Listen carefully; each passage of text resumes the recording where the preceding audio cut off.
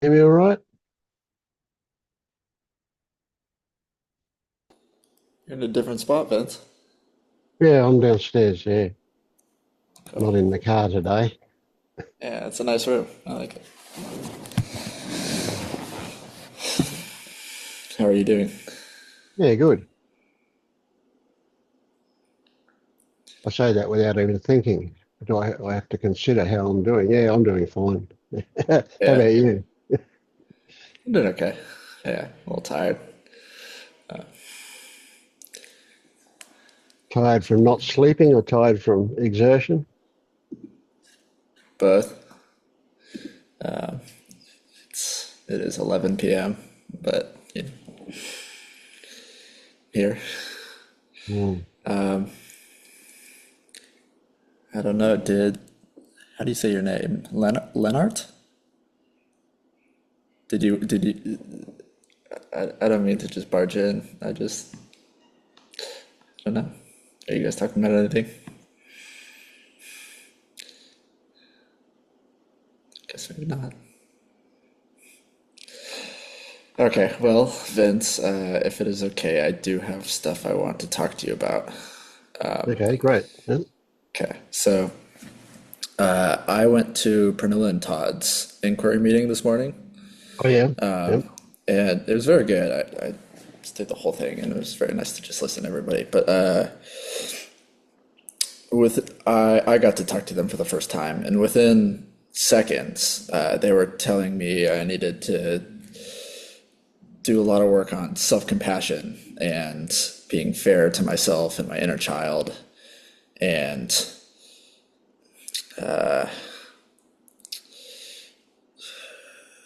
that nothing was wrong and that I wasn't doing anything bad. So, but the reason I mention it is because they're now like the third guy that's mentioned like something along those exact lines. So I'm like, what are you guys seeing that I'm not seeing, or that I'm not addressing well? Or I don't know if you have that same thought. I guess I just assume you might. Yeah, because I do want to get to the bottom of it, or maybe find a new way of looking at it or something. Okay, so tell me, without you don't need to go into the details of what they told you, to tell me what was your reaction to that. How did you feel? I mean, I'm getting one of your reactions is that you are wondering how accurate it is, or how what the difference is between what you see and what they see. But what was the emotional reaction to it? Did you welcome it? Did you resist it? Did you find it curious? What was your emotional reaction? Do you remember? So I suspect it to be accurate, but I will say that it felt like a lot being thrown at me. Not that they were wrong, or that felt that they were wrong, or I felt like they were like accusing me of anything, but it just felt like a lot. Like Okay, so a I bit felt myself overwhelmed. needing to kind of hide, and because they were Yeah, being very yeah. kind. So it wasn't anything they were doing. It was just I felt very emotional, and like I needed to like mask my face. Hmm. So would you And would then you the other say that? part is, I'm sorry. No, all right. I was going to ask you, would you describe any of your reaction as defensive?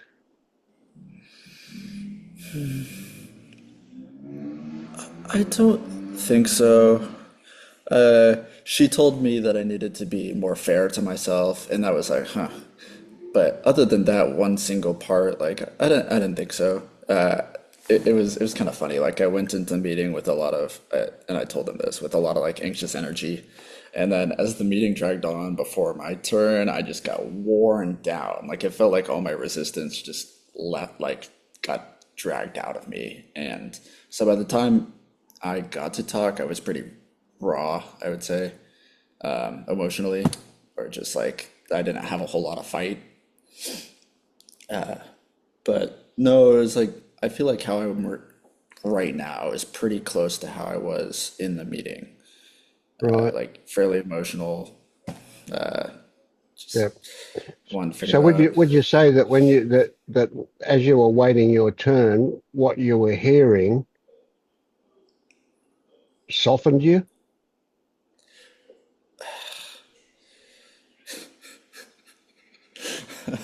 It's a weird one, I know. Yeah. No, no, it was different because I felt that before where it's like I feel softened by the room. It was more like my defenses just got like shredded. So I think what you're asking is essentially the same thing, but it was Hmm. like I could feel myself resisting more and then just not being able to. Yeah. Okay. Gotcha. Yeah. Yeah. All right. That's good. That's excellent. Yeah. Yep. Yep. So Oh, and then so I did want to mention this just one last yeah. part Yeah. because this Yeah. Yeah. is the No last worries. thing that I really had a question about was like I told all this what they said to my girlfriend and she was like, "Well, what's new? Like we kind of knew you had to do some compassion. Like how do you actually do anything with that?" And I was like, "That's a valid question. Like I don't really know how to do self-compassion, how to do it for me specifically, like what that all really means or what it should mean. I don't know. Just like a Tammy Hmm. might call it homework. Yeah. Just like, Yeah. you Yeah. know, Yeah. I don't know. Yeah. So what Yeah. about feeling compassion for somebody else? How do you feel that? Is that something you can identify that you experience? I would say so, yeah. And that's a tricky one to me because not because I don't do compassionate things for people outside of these meetings or because I don't feel compassion, but because my doubt plays a lot on my morals. So it's kind of a long back and forth of like, do I do the compassionate thing? Do I not? It's kind I can't say it's an OCD specific thing, but it really likes to play on your values. Just like, Yeah. Yeah. Okay, so let's change it from doing compassion to feeling compassion. So okay, without the other person even knowing about it. Do you feel compassionate, like you kind of ache to help, ache to support others? yeah, yeah, I Yeah. do. Now, if you turn that around and can you do that for yourself?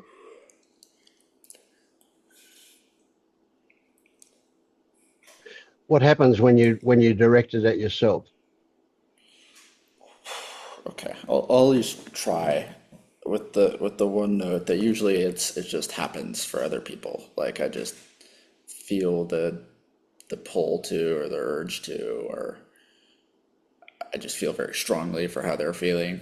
So with me, I'll try.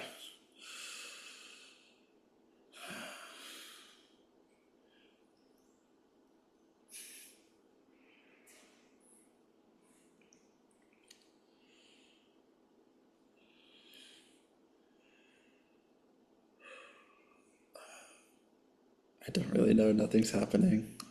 Yeah, yeah. I feel kind of just blank.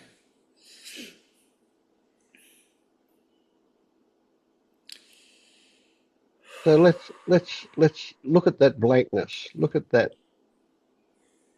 Is it a emptiness or is it a solidness? Is it a wall or is it a hole? What's what's that feeling that you've got now?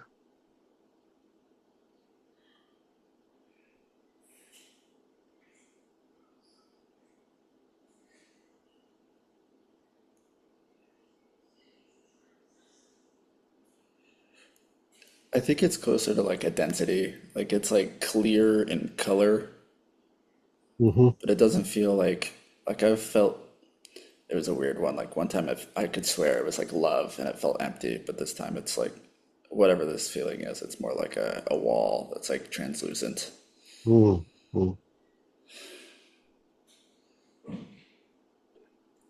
So tell me, what's the first thing that comes to mind when I ask you to imagine penetrating that wall with love towards Jack?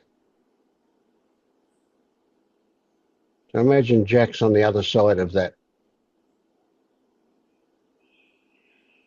and you're going to send him love, and it's going to be the kind of love that can go right through that wall. Uh, Did he run away? Did he? What happened? uh,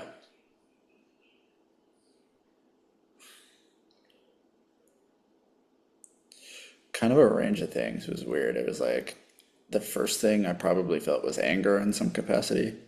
Yeah. Then like a tiny splash of joy, and then my legs constricted as if they were gonna run, sort of like when you followed it up with your sentence.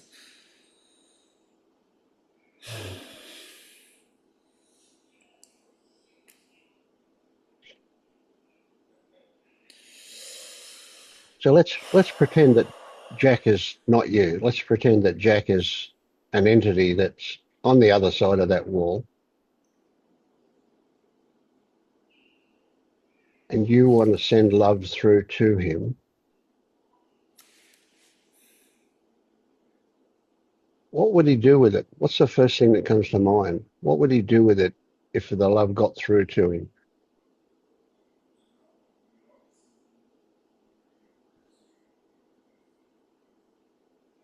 What's the image that turns up? The first one. I want to say either hide or reject it.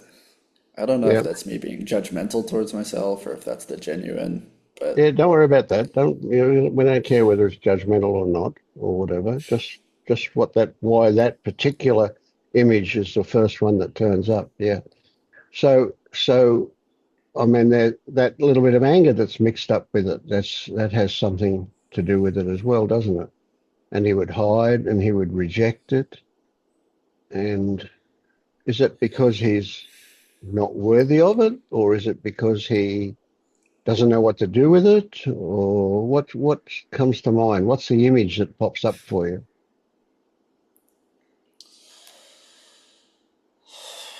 Doesn't matter how much sense it makes. I'm not worried about whether you call it no, a judgment or anything. that's okay.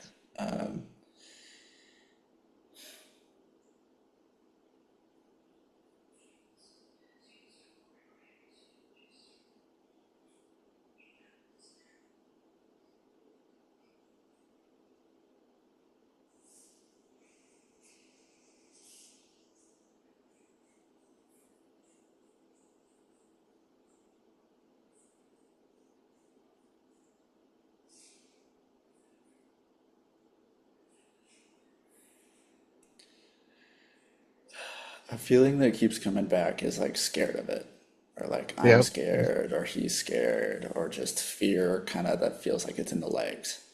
yep, sure. Okay. Are you Which has getting been kind of any? a trend. Like when I Yep. have loving my girlfriend sometimes like makes me have to like push through a lot of fear to do that, Okay. even for So stupid stuff so like all a right. So hug.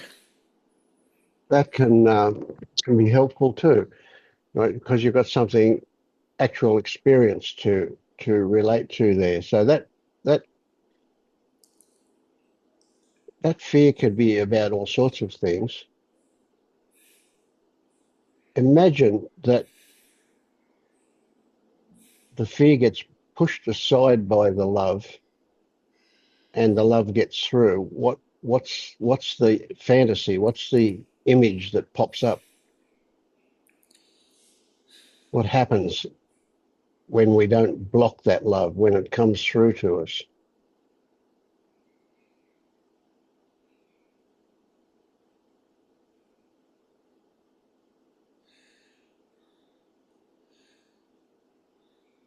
Yeah, he sort of just like cringes, like he doesn't know what to do with it, or he doesn't Yeah, feel right. like he's Yep. worthy of it. Okay, so that's a big one too, isn't it? Worthiness. Yeah, doesn't know what to do with it because it hasn't had much practice with it, letting it through. It's pretty novel, eh? Yeah. So, so if you take Penilla's words now, can you see what she was referring to? Not that she was giving you a way to do it, but she was pointing out that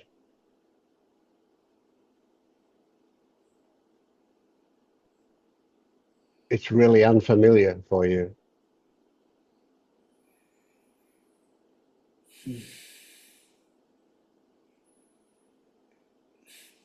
Yeah,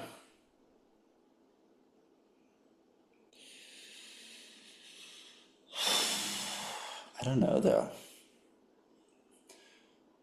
Like, I want to tell you stories of how I had a good life with loving parents and a loving girlfriend. So I don't really know. Mm. Well, that makes it harder, doesn't it? That makes you less worthy if they're all that really good. Mm. Yeah. So tell me the first thing that pops into your head, first image, first thought, right? Where did you learn that Jack wasn't worthy? Can you hear somebody's voice? What are they saying? How did you learn? Maybe it wasn't via words.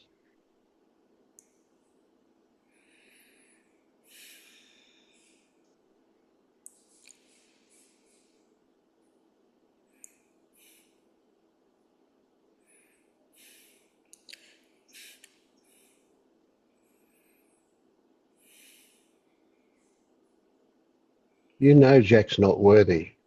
Has it been all his life, or did it start at a certain age? I'll be honest, I'm still resisting that premise, even though I think it could be true. I don't Yeah, necessarily. yeah. Well, you've got loving parents and a loving girlfriend. I mean, that's a lot to live up to, isn't it? Well, yeah. Okay, let me.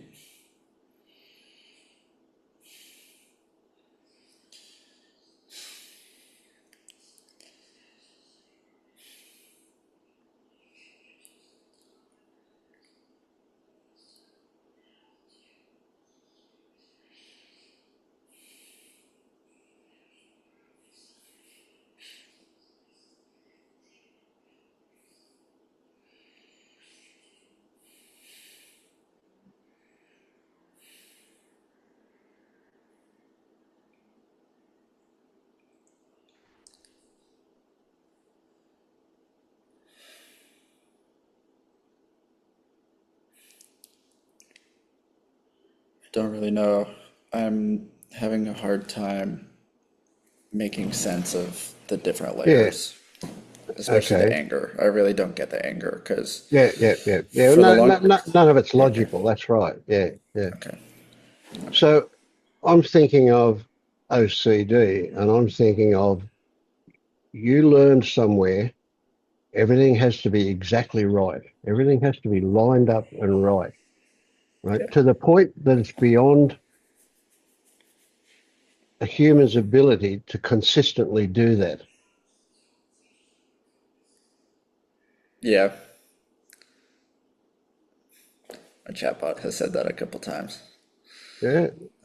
And look, it can be absolutely loving parents, loving people that can put that pressure on you. They're doing it for you. They're doing it because it's the right thing. At least they think it is. Yeah. Yeah.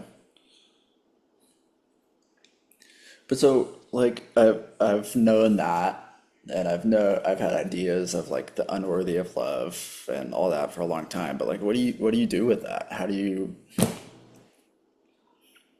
Well, what we're doing right now is kind of taking away some of the filters that we've used or some of the curtains that have hid that stuff, the what's behind it from us. And this yeah, this technique of allowing an image to turn up or allowing yourself to hear somebody saying something or even just paying attention to the first thought that comes up. That's how stuff gets through that curtain. That's right now. Instead of immediately dismissing it, you go, "Ah, oh, isn't that interesting?" You're kind of not looking for a conclusion. You're just looking for a way into what's behind all of this stuff.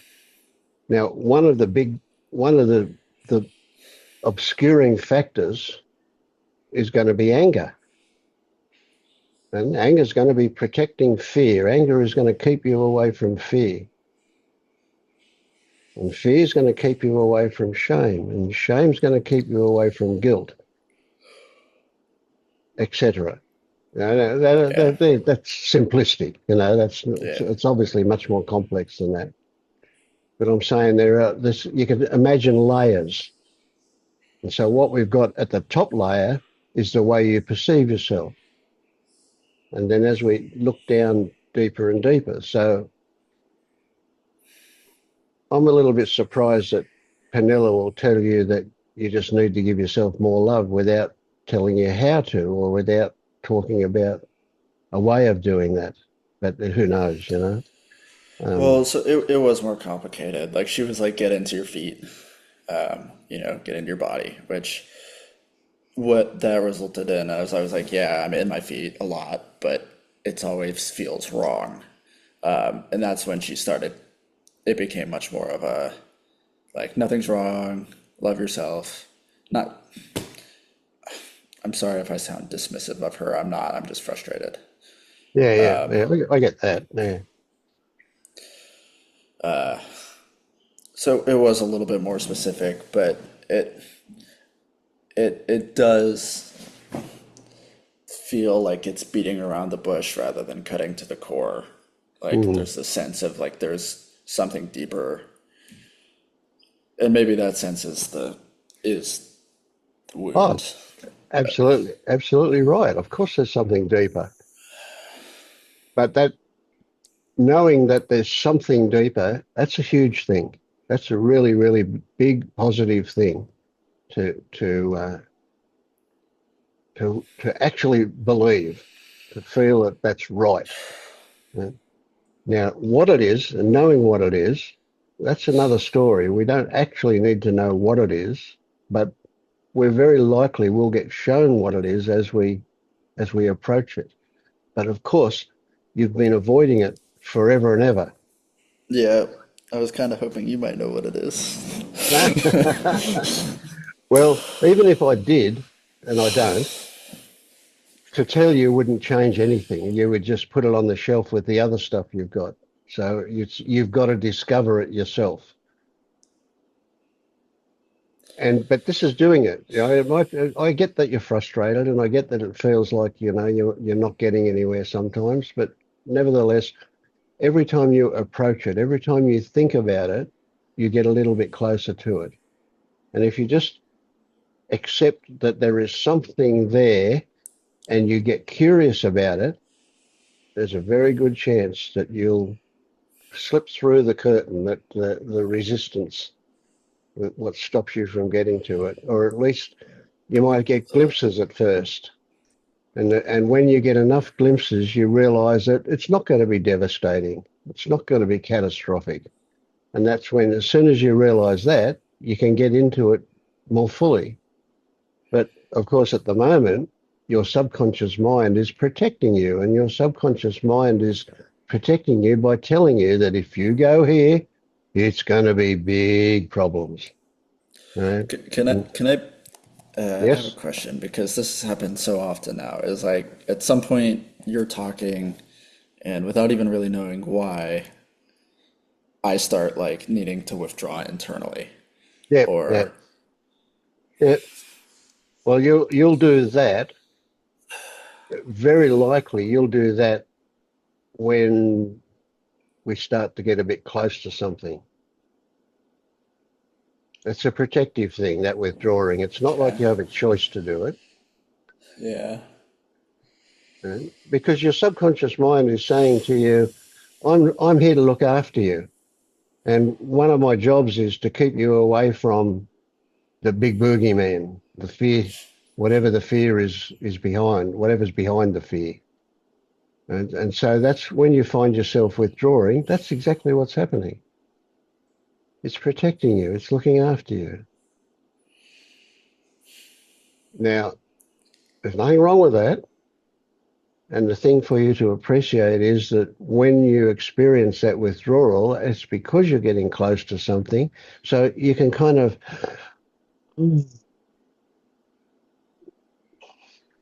I mean, society will say you've got to get strong and man up and be brave. Well, that's bullshit. You know, you really need to relax and allow it. But neither of those things can you do. What's going to happen is what's going to happen. It's not what you do, not what you want. It's just your instinctive reaction, what you've learned, how you've learned to cope with it. And you've learned to keep away from this stuff.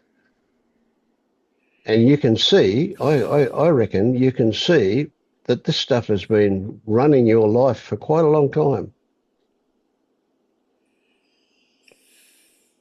I'm sure yeah, yeah. Sorry, I'm reacting strangely, Yeah, but sure.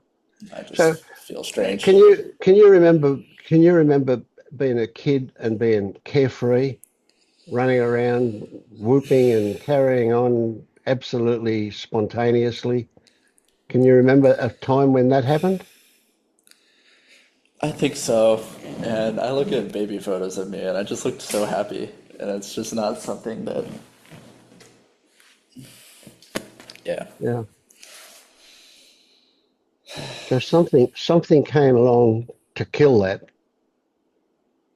and it didn't Uh, happen instantly. It wasn't a one thing that happened. It probably was a build-up of stuff that happened.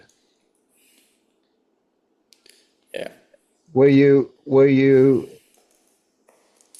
can you how early can you remember yourself being at school? Can you remember yourself being at like kindergarten or really early school? I have some vague glimpses of Yep, yep. kindergarten, first grade, yeah. We're not after accuracy here. What the way you see it, the way you remember it, what is a construct that your brain does, and that's what you relate to as real, regardless of what actually happened. So go forward to the next level at school. Were you spontaneous and carefree, or were you already starting to take life very seriously?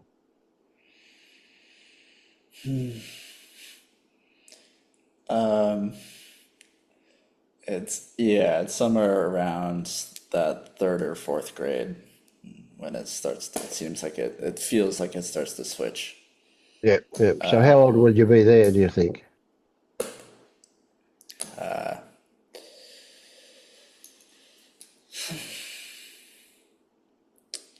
That's roughly. Like 7. Right. Okay. Yeah. So when you were beyond being Yeah, an maybe later, infant, you but were beyond being a young fella, and you were starting to stand up like a man. I don't know about that. But yeah, yeah, maybe more like posturing, dealing with identity, girls, struggling to fit in more. Yeah. Yeah. Yeah. So when you say struggling to fit in, could you use an idea, a concept like you were attempting to be normal? Does that work for you?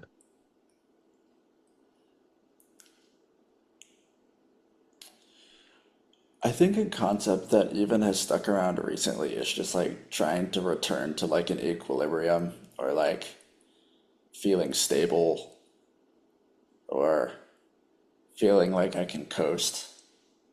And there's some like normalcy to that. But I think I kind of had to reject feeling super normal at whatever age.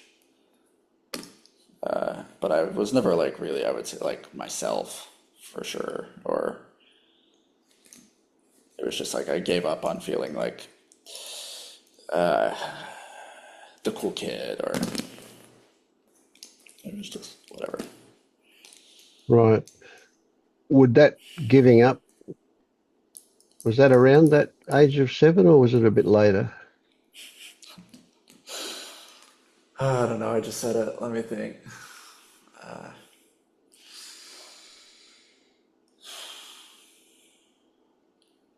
It was at the time when you accepted that you weren't cool.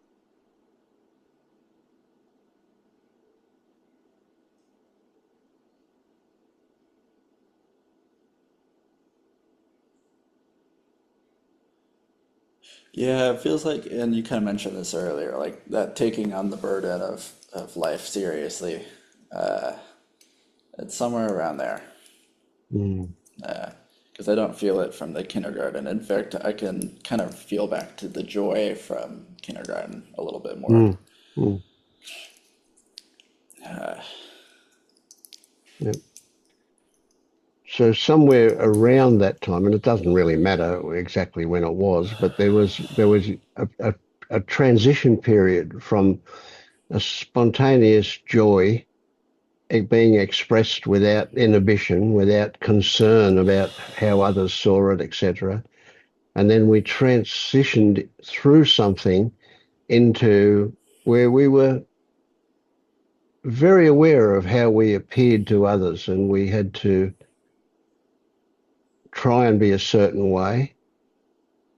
Yeah. And then It, sometime later we kind of gave up on trying because it just wasn't really working. Would that be right? I'm talking about me, really. Yeah. that's okay.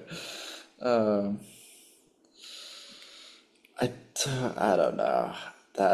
That seems like I'd have to do some construction there. One thing I was going to mention that is that when it, for whatever reason, it feels like there's joy, there's the heavy stuff, and then there's like kind of a layer of fear coating the in between. Yes. Yeah, So absolutely. like Yeah. getting Yeah. to the joy, I had to like skip under it. Mm. Not like bypass it, but it was Yeah. just Yeah. like Yeah. It goes. went Yeah. around Yeah. it. So, what comes to mind when I ask you whereabouts in that transition period, or whereabouts in that history we're talking about, did you become where, do you think the fear started to be significant? Uh, Like I'm asking you, say at the beginning of the transition, the middle of the transition, or towards the end of it. So kind of right. We don't need specifics. We don't need to know what age or anything like that. Just so, yeah. yeah. You might not have even seen the fear as fear back then. It's only now that you recognize it as a layer of fear. But when you look back, you will be able to recognize that it caused you to behave in a certain way.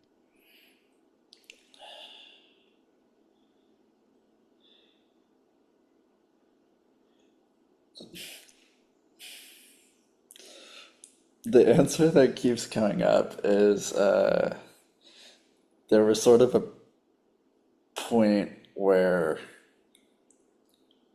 I liked a girl in elementary school, like around that age, but I was definitely did not tell her. Mm.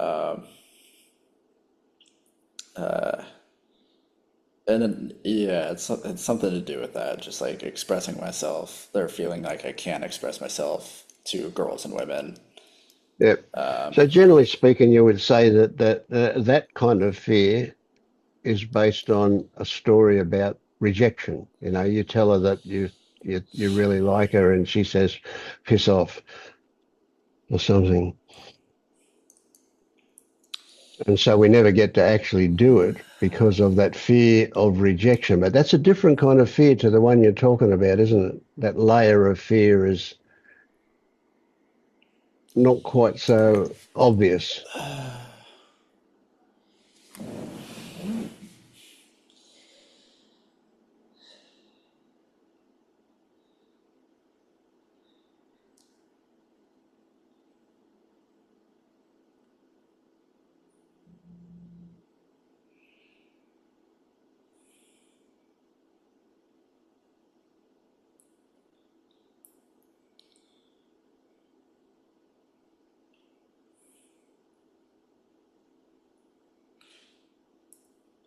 It's weird. I get the when so I'm letting some of the fear open up a little bit, spread. Hmm. And the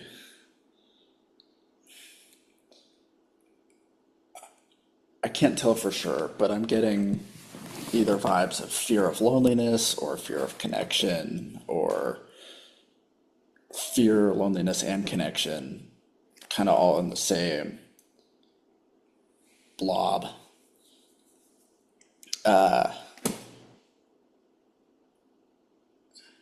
And initially I wanted to like shrink back from it, but it actually felt kind of homey when I let it open up a little bit.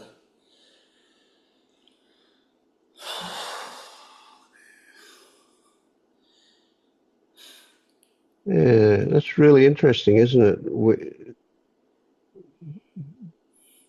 I I don't get that you actually believe that there's something to fear in connection. It'll be something to fear in a failed connection, something to fear in an attempt at connection that gets rebuffed, or something rather than actual fear relating to successful connection. What are your thoughts about that?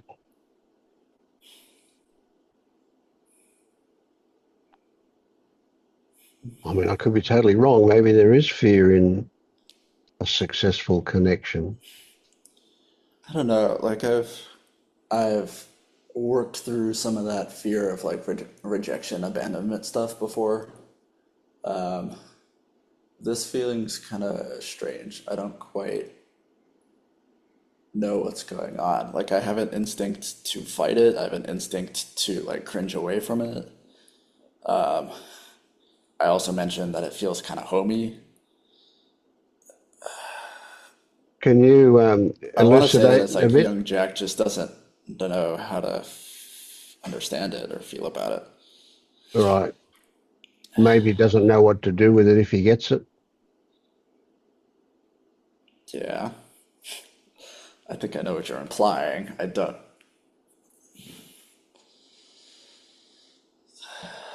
I'm not actually meaning to imply anything. I'm just being curious as to, trying to Okay, find out more about it. But, what do you think I was implying?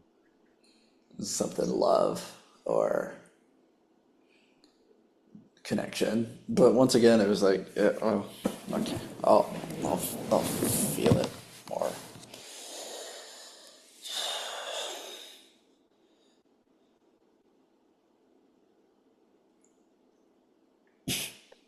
It's the move away from it, the resistance to it, the rejection of it, the wall that gets created, etc. That's where the juice is for you. That's your entryway into what's going on. Uh, And remember, we're not looking to really, we're not attempting to fix anything. We're just being curious about what actually exists now.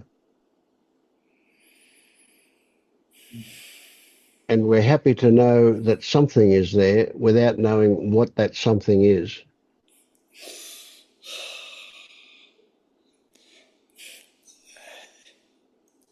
I want to agree with you, but I do struggle with that. I don't really like the whole be curious, be happy with it. It feels like on the same lines of like be compassionate. Like I just don't know. I don't know how. It feels like another doing or a task I can like try to improve at. Sure, yeah, yeah, yeah, yeah. Yeah, I get that. I mean, I want to say that I'm not telling you to do anything. I'm just saying be curious. Well, that sounds like I'm telling you to do something, doesn't it? Yeah. Yeah, But of course, I recognize when I say that too, that you don't have control over that. You can or you can't. It will or it won't happen. That's really the thing. So the words aren't really an instruction to do anything as much as maybe a, a stimulus to an opening. That's all. So there's no success or failure here.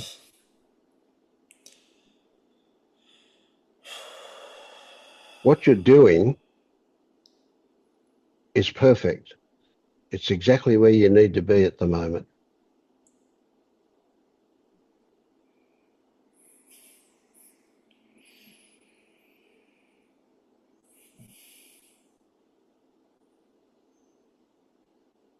And of course, in the background, and it is background, we would love for you to have a big aha and a breakthrough and see what's and everything dissolving and opening up and wonderful experiences come. Of course, we'd love all of that to happen, but we know we can't make that happen.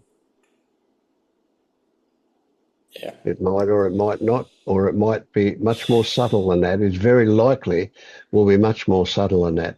The mere fact that you're visiting this now is really significant. And even if you think you're not getting anywhere, you are simply by visiting it.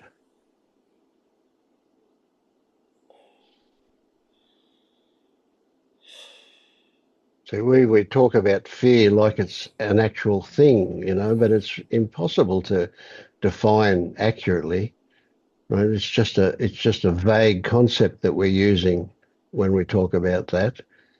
Same thing when we talk about love or compassion. Your chocolate is different to my chocolate. We can't agree that it's the same thing. It's your version.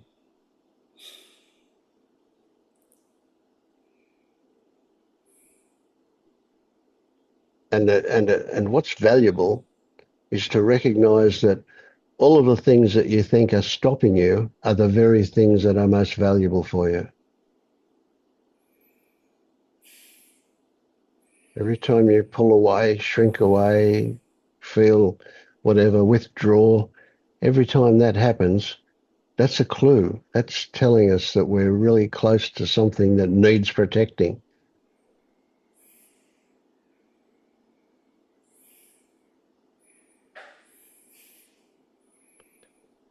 I'm getting So the feeling of loss for some reason. loss, Not yes. Yeah, not some Yeah. reason, but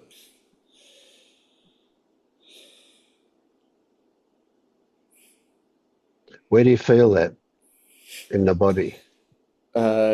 it was weird. You might have noticed my shoulders going up and down. When I finally felt into that, it kind of went into my hand, and it's like circling around a little bit. Hmm. But I feel like sort of like maybe an imagined connection, but a connection like all down my front line in that main region that everybody seems to deal with.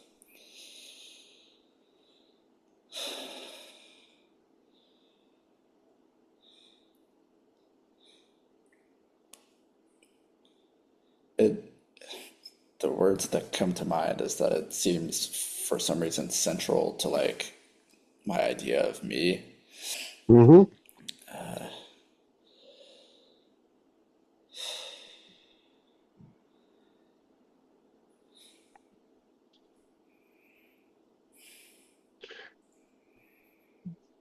Did it occur to you how big that statement is? I'm more sensing it that it could be big. I didn't think about it.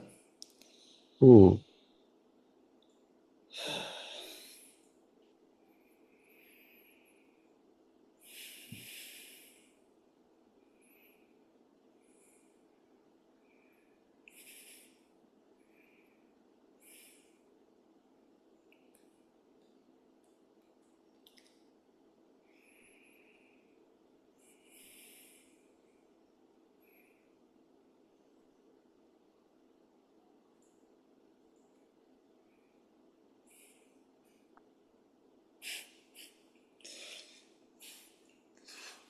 I'm at this like little tiny spot that seems to want love, but I'm like embarrassed to love it or to love it in front of you guys or Uh,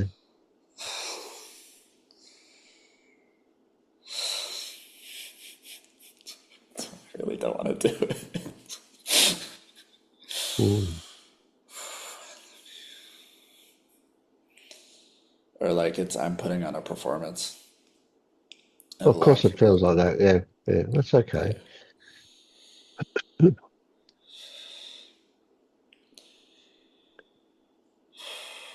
Can you get the people who are putting on a performance are doing that authentically?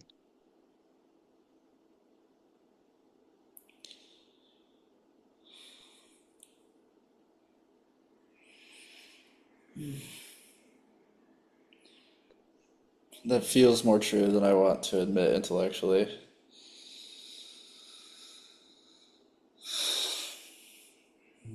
Like I have some idea that if you're fake, like you're doing it wrong, or Yeah, yeah, but it seems like it comes from a place of genuine, just absolutely. Yeah. maybe survival or wanting to be loved.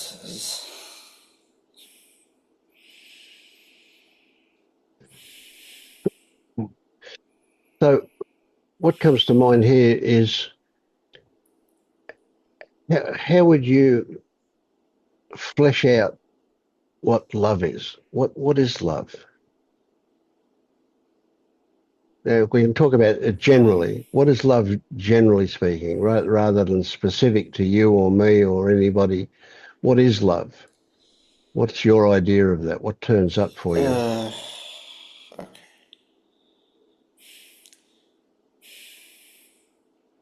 Some of the characteristics of it.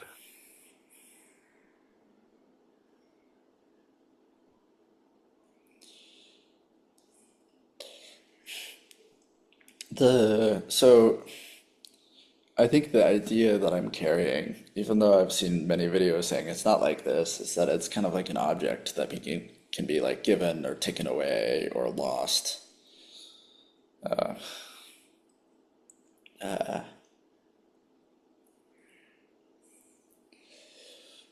And by idea, I mean feels true to some part of me, even though I might reject it otherwise.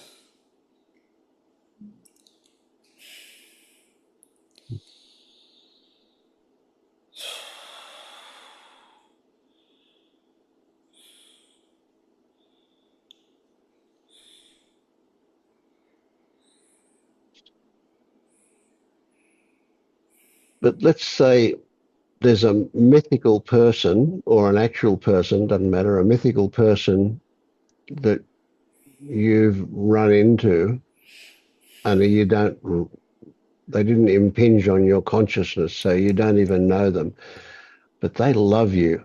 They love you so much that they dream about you every night. They think about you all day, every day. They write love letters to you, but they never send them, right? They love you so, so, so much, but you don't know about it.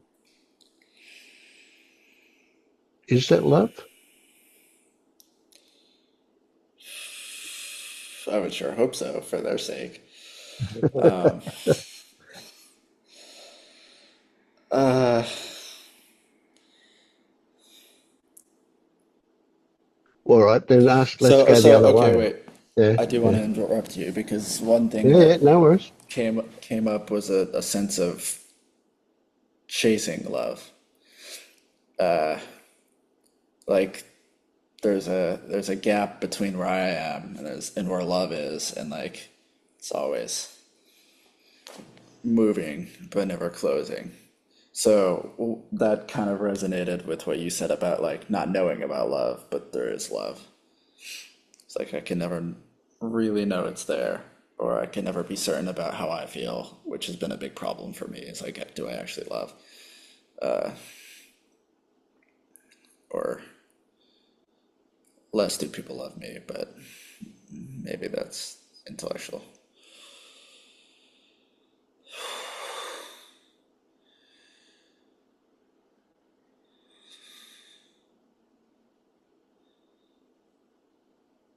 Yeah, like I just feel separate from it. Hmm. So, first thing that comes to mind, separate from receiving it or separate from giving it or both or neither.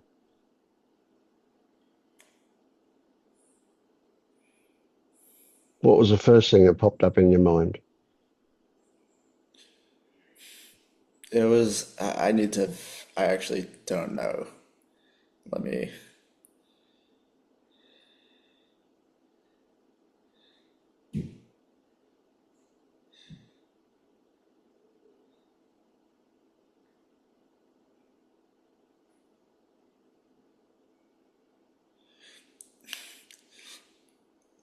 I think it was more of like just being on the wheel, like being a spoke in the wheel, like being separate from that, if that makes sense. Like separate from being able to give, separate from being able to receive. I don't know if you're seeing that differently, but that's kind of how it showed up here. Hmm. Hmm. So it happens around you, but not doesn't involve you. Uh,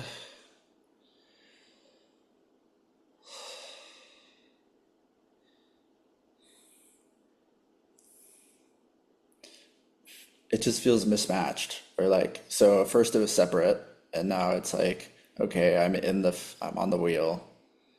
Like in my mind, there's like two lines, and then there's like me, and I'm like just kind of not right. Like I'm there, but Yeah, it's yeah. it looks different. It's different. Like it's not normal, as you were sort of saying. Mm.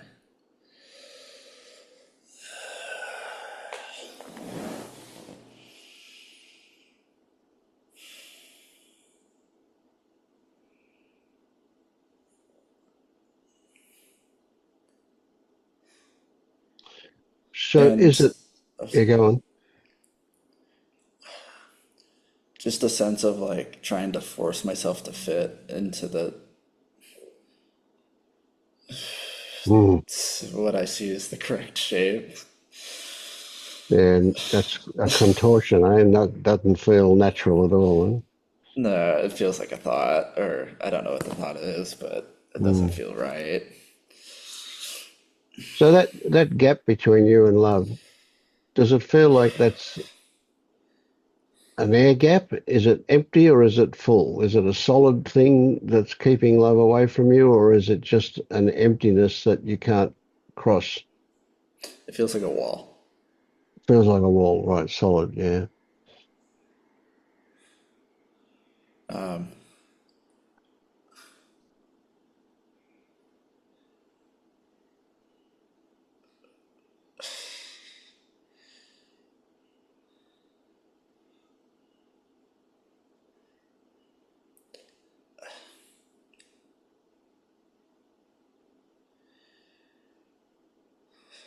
Let me ditch the wall and see if I can go to my feet for a sec.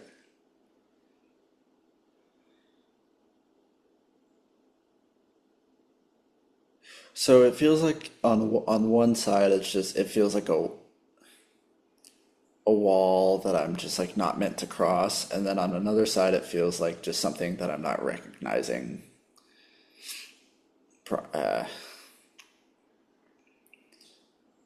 Yeah. Something that you're not recognizing, like a way through it, Yeah, a like okay, we're doorway. actually good there, or more like okay, we're actually good there, but I just don't see it, or I'm not interpreting it. Mm, mm. Like it's a door, but you don't know how to open it. No, like I know the door is open. I'm just not normally walking through it. Right. And then the other one, it's like it feels like a scary wall, like that. Mm. Do you ever find yourself being cynical or judgmental about other people and their loving way? Do you ever say to yourself, that's not love?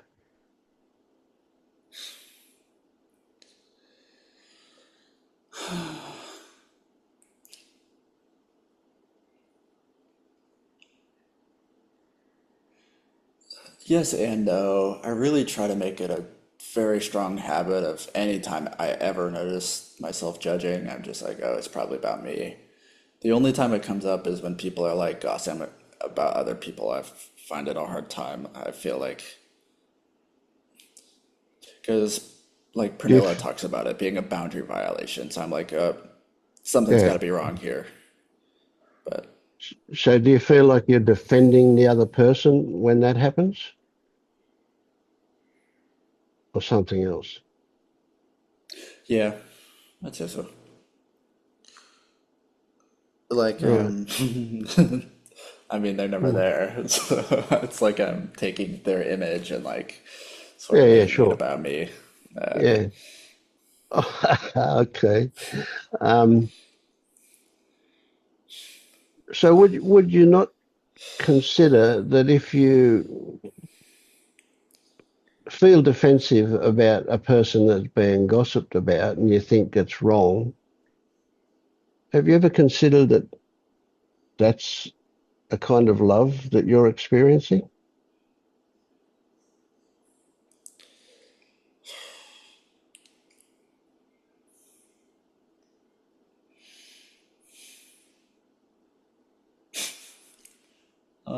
I would not normally say it in those terms, but you struck a nerve a little bit.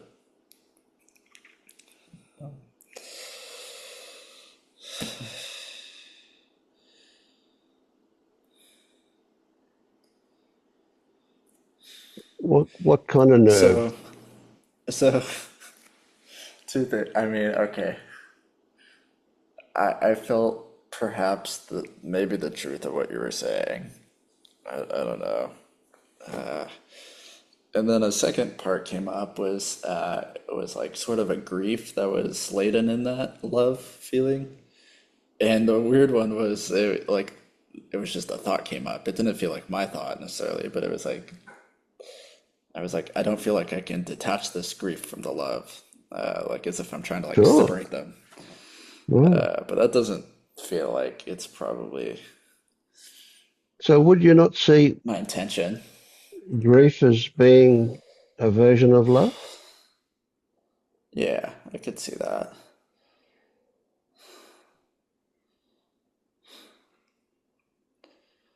Yeah, there's definitely like a resistance to the grief. Like I either want to like pull it out or like change it so Mm. it fits into the love better.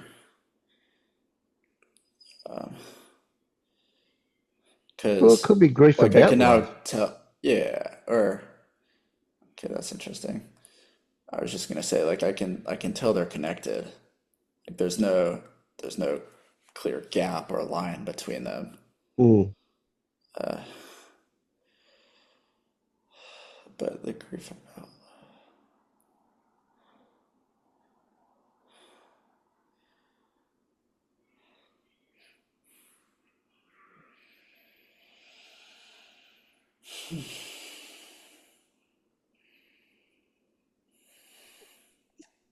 So if we say grief is, say, sadness directed, sadness about something that's missing,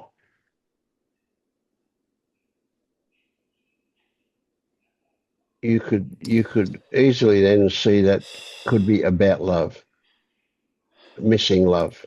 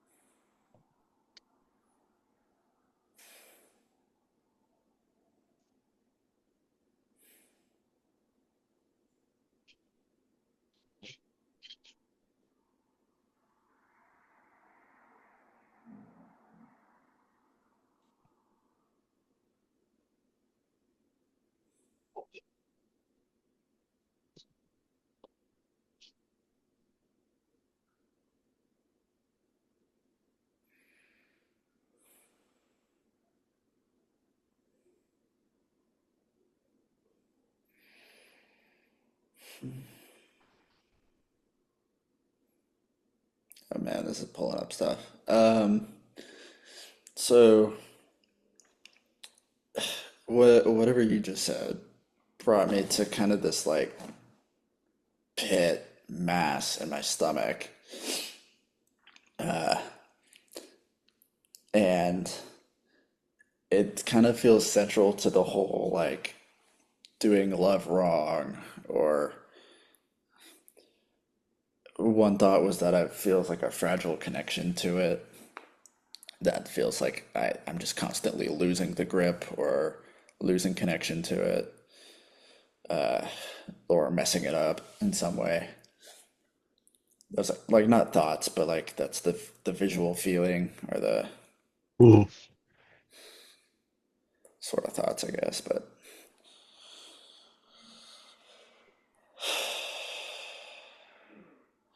and then that's the anger starts to pile up too. I tell you that I used to think I was. I would always tell people like I just don't feel angry. Like I'm not an angry person until after I kind of had my initial shift, sort of, and then everything it just started bubbling up. So I don't really know it.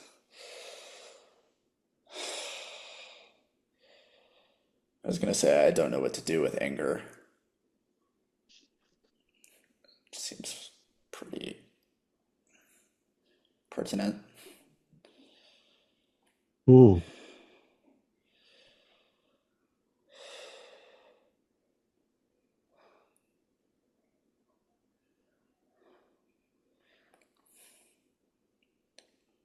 When I'm angry, it feels like I'm floating above the current of. It's like a flowing current of something. It's black, which I normally associate with like fear or wrong. Like it doesn't feel like I'm in the current. It feels like I'm like Mm. watching it, not in a bad way, but Yeah, but it's separate. maybe coexisting is the best word. Mm. Or it's tricky. It is So kind of connected tell me somehow. this: is that anger directed outward or inward? First thing that comes to mind. Outward feels more true. Hmm. I don't know. Not, yeah, I want to say outward. Like not at like I'm not angry at you. I'm not angry at, Yeah, yeah, yeah. But I get it. yeah.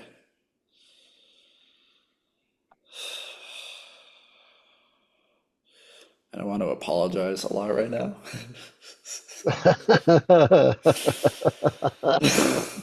Uh, what for? Uh, Well, not. I don't need an answer to that. okay. Like I have clearly acted out of anger a couple times over the last however long I've known it, Steve. But it was more this time. It feels more like a shame sorry than a I've fucked up sorry.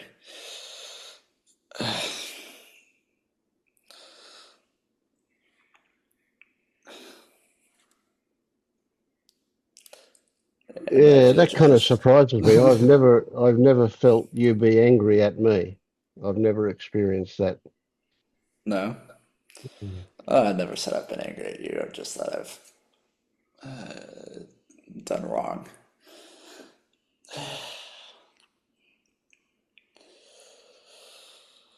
Well,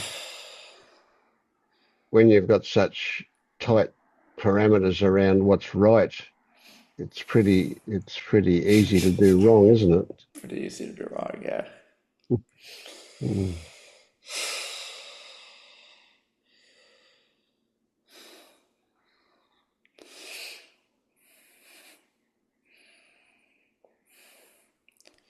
It feels messy. Like I'm Yeah. kind of at that. I've mentioned it before, where it's kind of like a place where there's like anger and joy, right and wrong, Yep.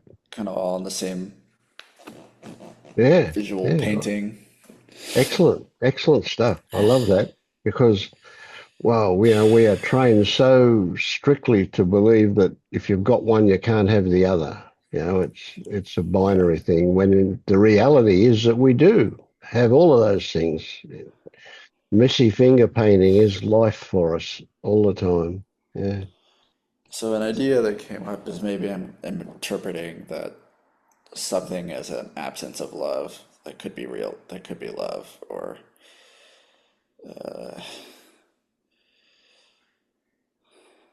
Yeah, there you go. That's a good one. That's pretty spot on, I reckon. If you feel you haven't got love, isn't that a form of love? Why would you want it? If you haven't got love, you wouldn't even. you don't even know. That's right, exactly. Uh, So grieving about an absence of love is a form of love. But I asked you before, and I would like you to put some, not necessarily now, but I would like you to actually contemplate, maybe even write down a list of characteristics of love. I want you to analyze love. How is uh, love expressed? What is it actually, okay. I mean, this idea that it's a thing that we can have or not have, or can be taken away or withheld, that's kind of weird, isn't it? But include those characteristics if they're relevant to you. Yeah. But what is love, I mean, I know I've contemplated it, and I'm pretty clear in my experience what I feel that is love. But yeah, I mean, so I know you're not looking for an answer now. I just wanted to. No, I don't want to say. I don't know. Like I've experienced it in a bunch of different ways. I've heard other guides talk about it, so I have some like conceptual idea of what it is or what the feeling of it is. I mentioned the object part because that was what felt like sure, yep, the kid understanding of it, or yeah. the how I So had kind of internalized it. so what you just mentioned then was that you've experienced it in different ways. So would one of the characteristics of it be that it can change Yeah, what yeah, something can be different. It can appear in this form or it can appear in that form, but not a form, but you know what I mean. It can yeah. appear this way or that way. And it's even though they can be quite different, it's still love.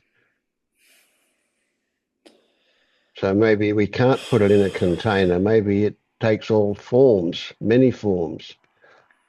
or many expressions. Is it just an expression, or is it can we feel love coming in from outside us? Does it have to be expressed by a person to come in from outside us, or does the universe love us, etc.? You know what I mean? Just really, really push and pull the boundaries of what it could be.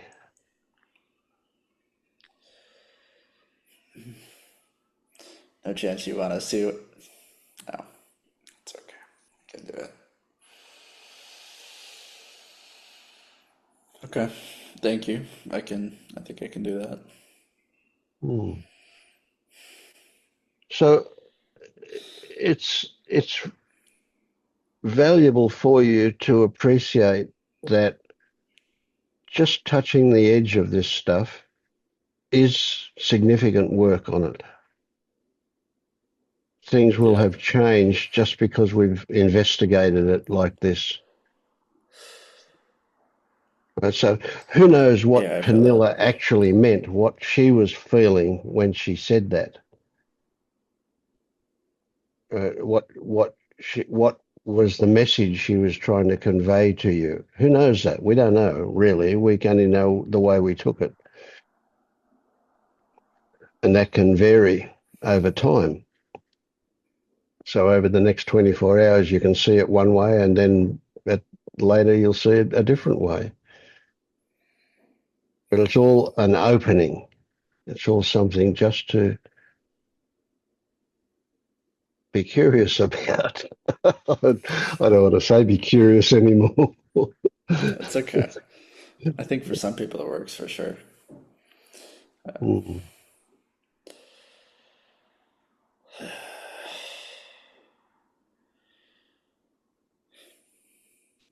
yeah, maybe curiosity is a form of love. It's definitely being open to something, isn't it? And is that one of the characteristics of love, being open? Yeah.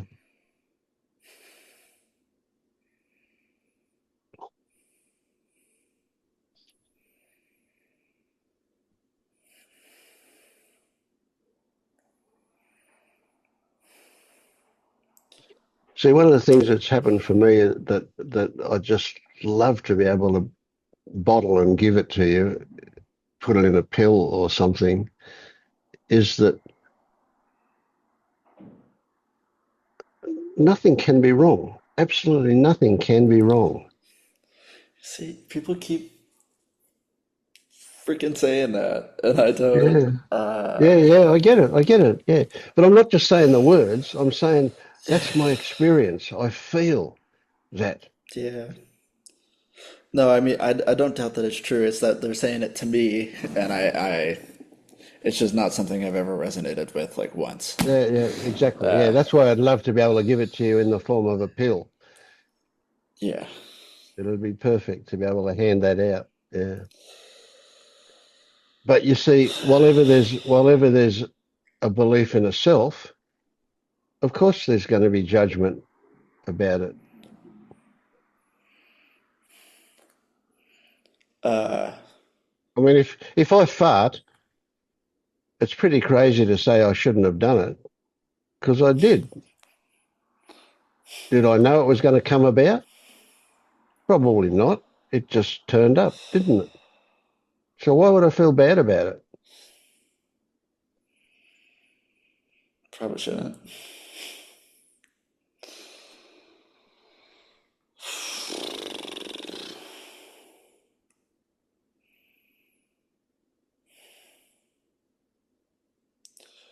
Can I say one more thing before I do actually want to cede my time? But every Go time ahead. this point of the meeting comes up is when I'm always just like, okay, Vince, go away. I want to be done putting it on me. And it's always that like the same feeling of like I feel shy and Yeah. Oh well, that's because you're an unworthy bastard. Yeah. Yeah. I thought that came up like 30 seconds ago was that I had a weird sense of like feeling selfish. Yeah. Well, Uh, that's understandable. I mean, it's crazy, but it's understandable. yeah.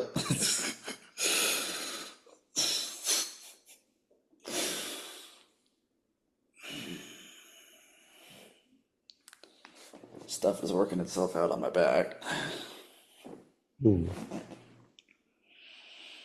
Okay. I am gonna. I will say Thanks, Jack. thank you for my time. Yeah, No worries. Yeah, yeah. Well, for your time. But I don't own any time. Where is my time?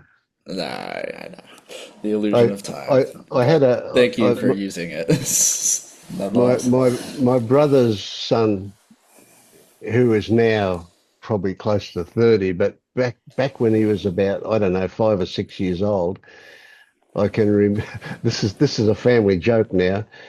Um, we were going somewhere, and I said to him, "I take your time," and he looked at me and he said, "Where is my time?" And it was just absolutely perfect. What a brilliant, this was an innocent kid saying that, like, oh, where is it? Yeah, No, that's a good point, and I'm curious about it now. But yeah, I'm being curious. yeah. Well, it's another one of those things that might get you enraged, but now is infinite. There Yeah. is no time. There's no past or future in now. Yeah, So, yeah, that's one I always hear. And sometimes it resonates, sometimes it doesn't.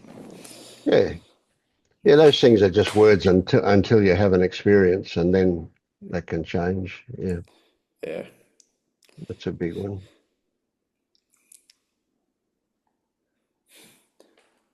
A I was, pointer I picked I up. was, You might enjoy it. Oh, sorry. I was going to say, well, I was out walking with my wife this morning. We're trying to do 10,000 steps every day, and we walk the dog. So we go on about a 5 kilometre walk there and 5 kilometres back, and so on. And as we were walking, I said to her, I said, now that it's 2026, I could say I'm 78, or I could say I'm 79 this year, or I could say I'm 80 next year. And when I say I'm 80 next year, that sounds really dramatic.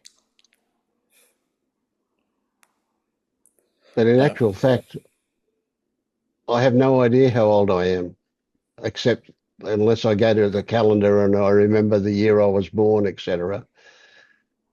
Yeah, it's all very conceptual, isn't it? But one concept has much more oomph than another concept. So to say I'm 80 next year sounds really dramatic. Well, at least to me it does. But it's not. yeah. It's just they're just words, aren't they? Mm.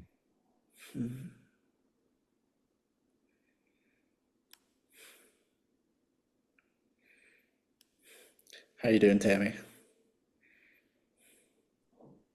Hey Jeff, you look good today. Good to see you smiling.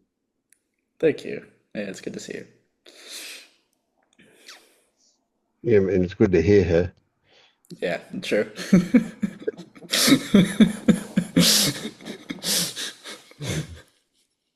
One day it'll be good to see her. Yeah, yeah. So you've been very, very. Were you being patient, Leonard? Were you feeling like you were being patient?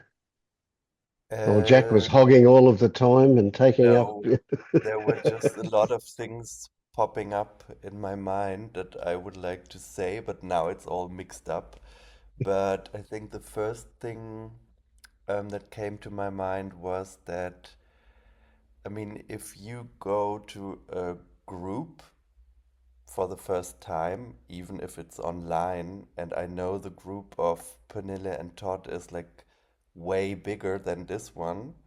So actually, I went there several times, but I think I need rather like the smaller groups in order to share things like that. I mean, things that are personal. And I mean, if I went to this big group and shared something and people would tell me you have to do this or that, then I would certainly have a reaction of like, just a moment. I mean, you don't even know me yet or something. And I think, I don't know, I think that's also a healthy reaction because why would you just listen to someone who don't know or who doesn't know you? And yeah, but yeah, that's something I wanted to say. And then yeah, I was just thinking about this love thing because, yeah, when I, mm, yeah, how can I put it? I mean, like this whole childhood thing is a bit tricky because, of course, it is kind of a story, but I think it was also important, like, to tell this story to me and then own it. And then, yeah, or maybe there are stories I could tell to myself and they don't feel true, and others that I tell to myself I can resonate with. but I know that it's also an interpretation of what happened anyway. But if I think about my family, for example, I think, yeah, I spent a lot of time with my mom, and she always talked to me a lot. She gave me a lot of attention. So that's like the way I learned how it feels to be loved. And that's why I didn't understand the love of my father, for example, because he didn't do that. And that also, I think, even in my relationships, like romantic relationships, that would be like important, like to be understood, to be listened to get the attention, to have like a permanent contact with which doesn't break up or something. And I can see through that now, but yeah, then also like um, some traumatic things happened that made me feel unworthy. So, yeah, actually, I started to listen to a podcast about love addiction, and it was very interesting. I mean, not that I identify with it, but just as a model, like to see, okay, what are the things associated with love addiction? And then I found it very interesting because there were certainly some points that I could also see in my behavior when I was 20 or 30. Like I was permanently searching for romantic stories. Like it was not acceptable to be absent in my life because, of course, I needed someone to validate me in order to feel worthy. And it was kind of an addiction because when you always search for that, yeah, and then in this podcast, they also said like what can be the reasons for this love addiction, and then it was about like detachment trauma, and then I thought, yeah, but how could I have a detachment trauma? Because I mean, in my family, because I was loved and nothing really bad happened. I mean, maybe I didn't feel such a close connection with my father, but there was never anything really bad happening.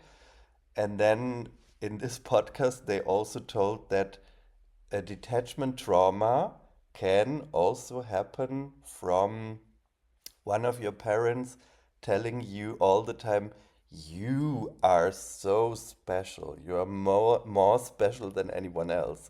And then I thought, okay, that was especially what happened. And the thing is also that I told for years like this story to myself that I had always been an outsider, and I was always alone as a child, as a teenager, until I noticed no, actually that's not true. I had a lot of I met a lot of people, I had a lot of friends, but it didn't feel like that. I mean, people were interested in me, people liked me, but that love or affection would never reach me because somehow I needed like a very, very, very high intensity. I mean, maybe like someone telling me with a megaphone, like, yes, I like you,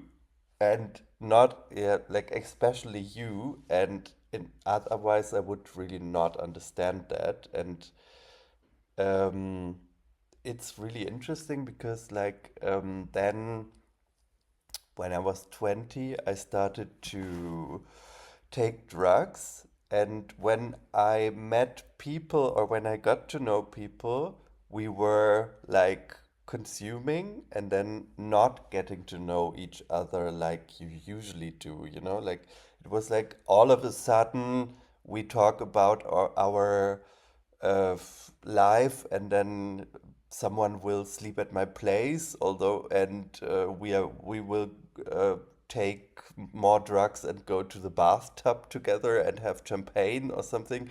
I mean, like now I can think it's a bit funny also, like to remember those wild days, but the effect of it is that I still sometimes don't feel a connection if it's not very intense with Mm, someone else. Like if there is not like this high intensity of talking from heart to heart, or I don't know, I don't really feel that.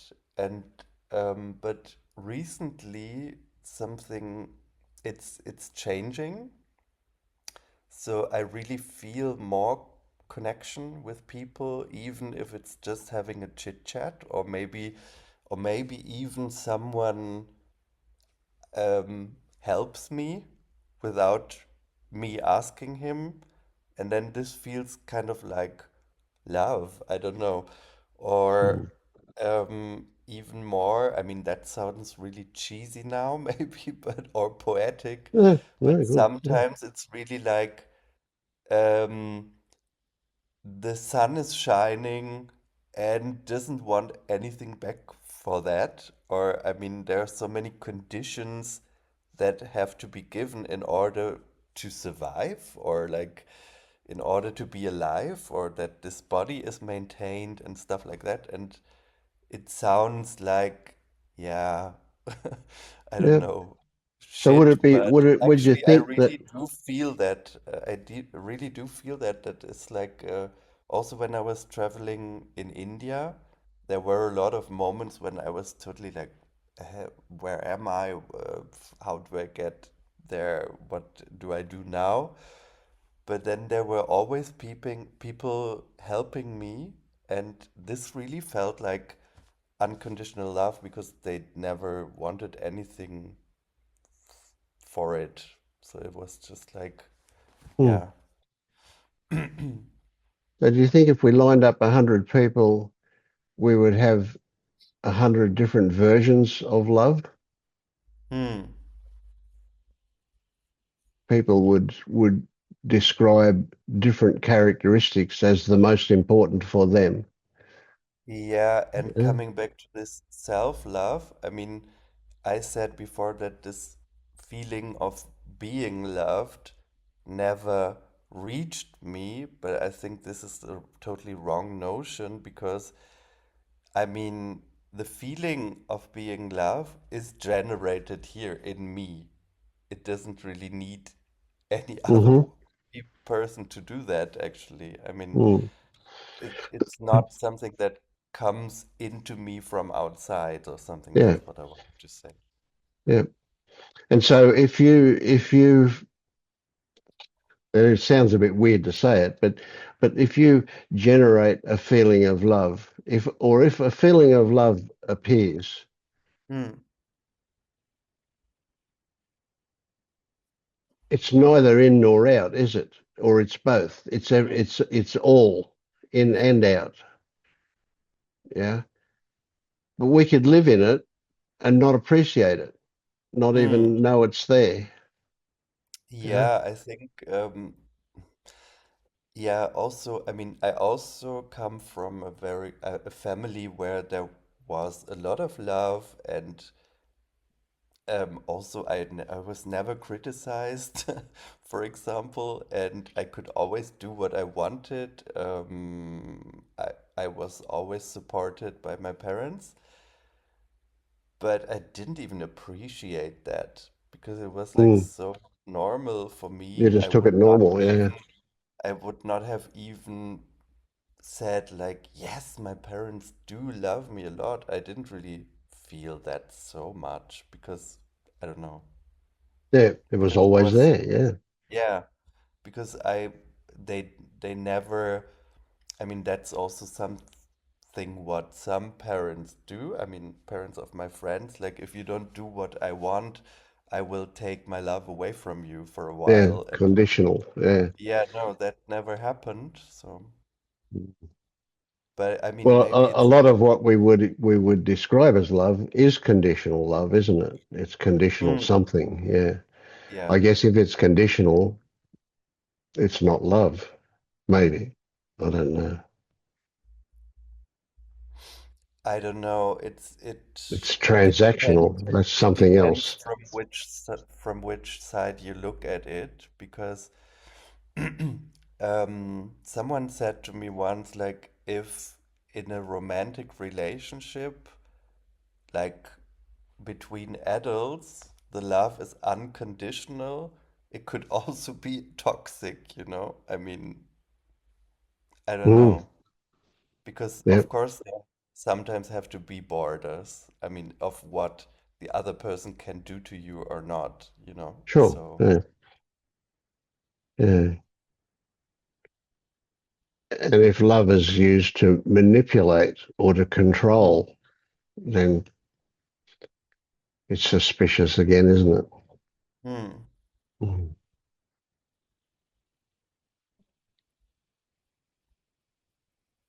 So maybe what's meant by self-love is, or at least one characteristic of that is a non-judgment, an acceptance, Hmm. or a trust, a relaxation, Hmm. maybe. And also, yeah, now I remember what I wanted to say to Jack, because Pernille and Todd said to him that he should be more gentle with himself, or what was it? Like, or and I think actually you could say this to everybody. I mean, everybody it's like universal, I guess. I mean, Oh it's yeah, something. yeah, yeah. Yeah, there's a good one I've heard recently that really highlights it, and that is that if any of my friends or so-called friends or any of my acquaintances treated me the way I treat me, they wouldn't be my friends for very long. Hmm. Well, yeah, Maybe that's what we're scared of. yeah, it Or could be the I, case. Yeah. yeah.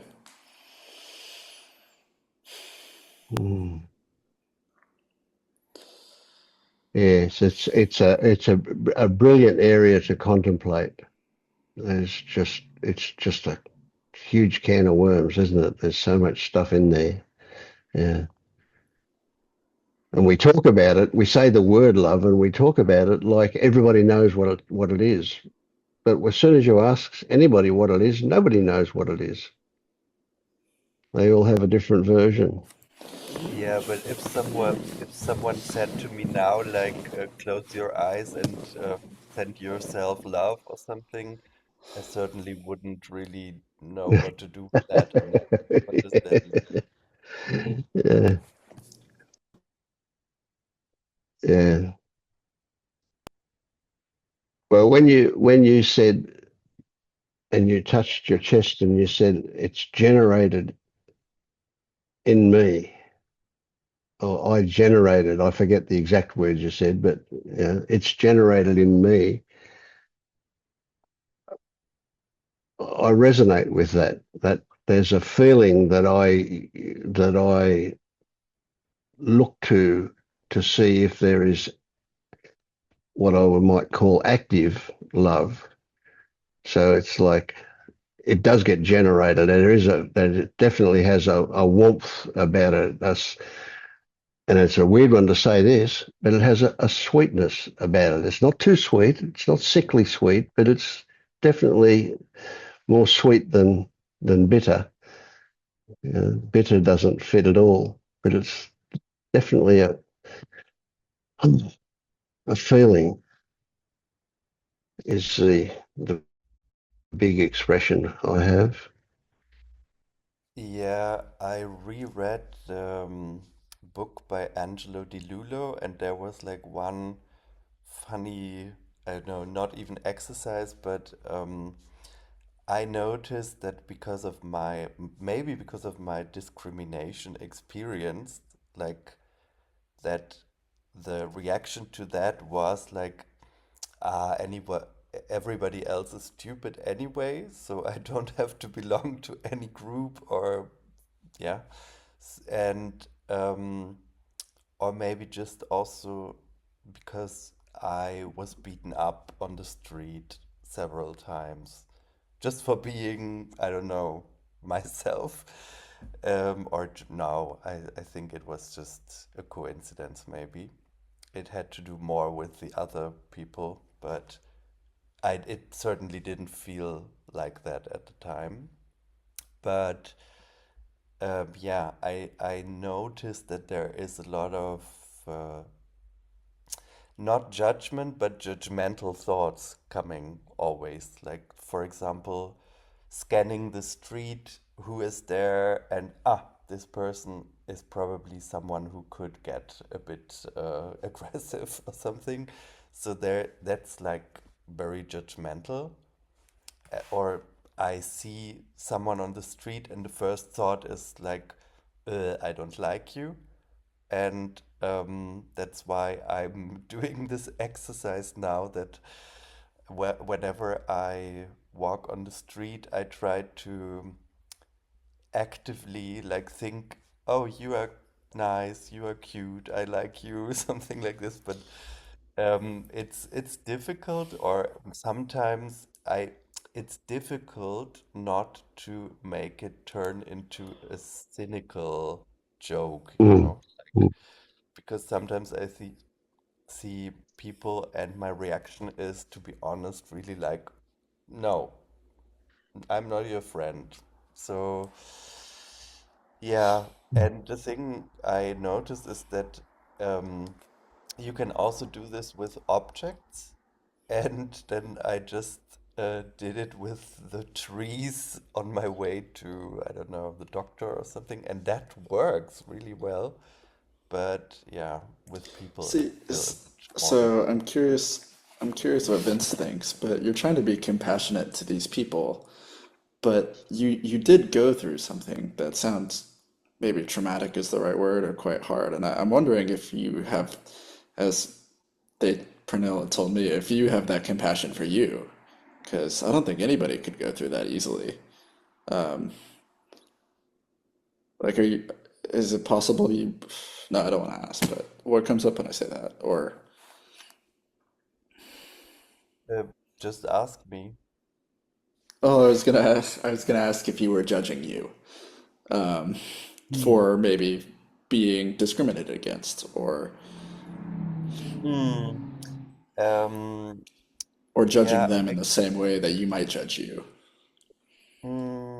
yeah, of course, judgment is always like, I mean, it's not about them, it's about me, of course. I mean, Yeah, but um, yeah, it's a good question. Yeah, I think I'm not through with this thing yet because um, what really worked for me, that is also something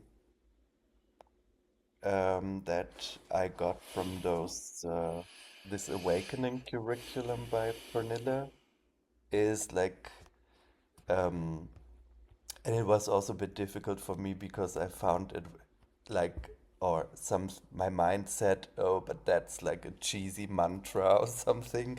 And it was, I love myself, I'm safe. That really worked for me because for years, like, I really had always this scanner, like, who could be my friend, who could be beating Who's me up dangerous? in the next Mm. situation. And that really worked. Like, I'm supposed to be here and take the place that I need. And I feel much safer. I'm not imagining this kind of situations, but there is still like this, no, I don't like you or something, or this judgment. You look like someone who, and but you know it's I'm okay not to quite feel sure. that, right? Yeah, I mean, I'm not, I mean, my goal is not to run around and say, oh, I love everybody, or something. That would also be Yeah. quite awkward, I think. But yeah, just I think it would be nice if the reaction gets a bit less intense with the time. So,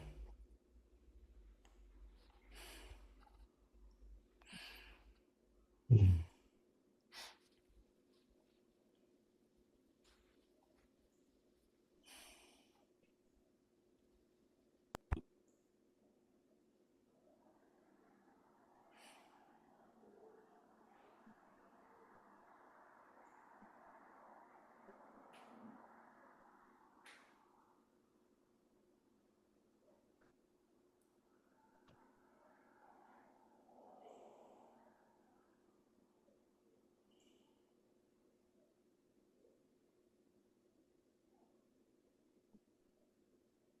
So how are you going, Tammy?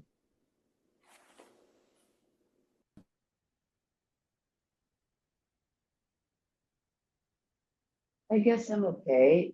A little feeling, I wish I was moving faster. Um, but just going along, trying to reduce second arrow stuff where I can, trying to get a sense of things. Kind of feeling I'm neither here nor there, but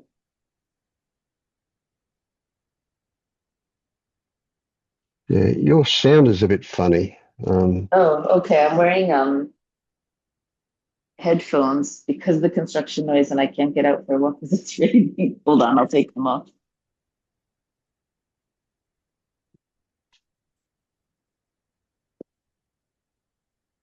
All right, is that better? yes, that's clearer. Yeah, yeah. So I didn't get what you said. It was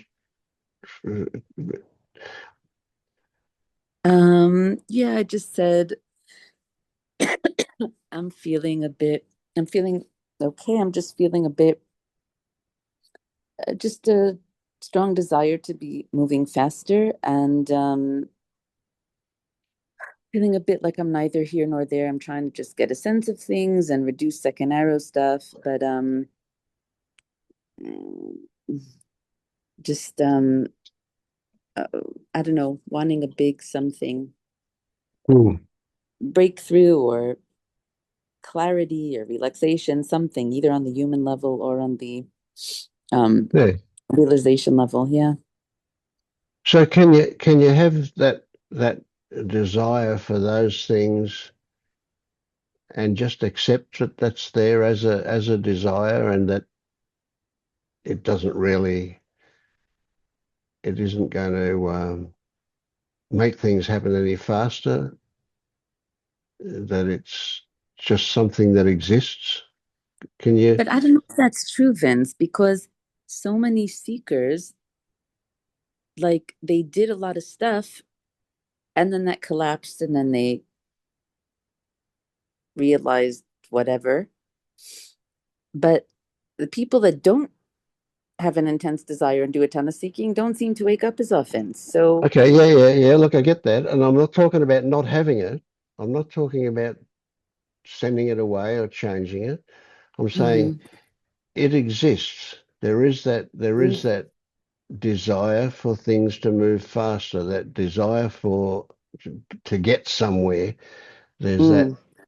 that what I'm saying is it's like the possibility that you've got two choices. One is, and that's ridiculous to start with, but anyway, just for the sake of explaining that you can either get lost in that and feel frustrated and whatever, angry, feel like a failure, feel all these second arrow things, if you want to put it that way.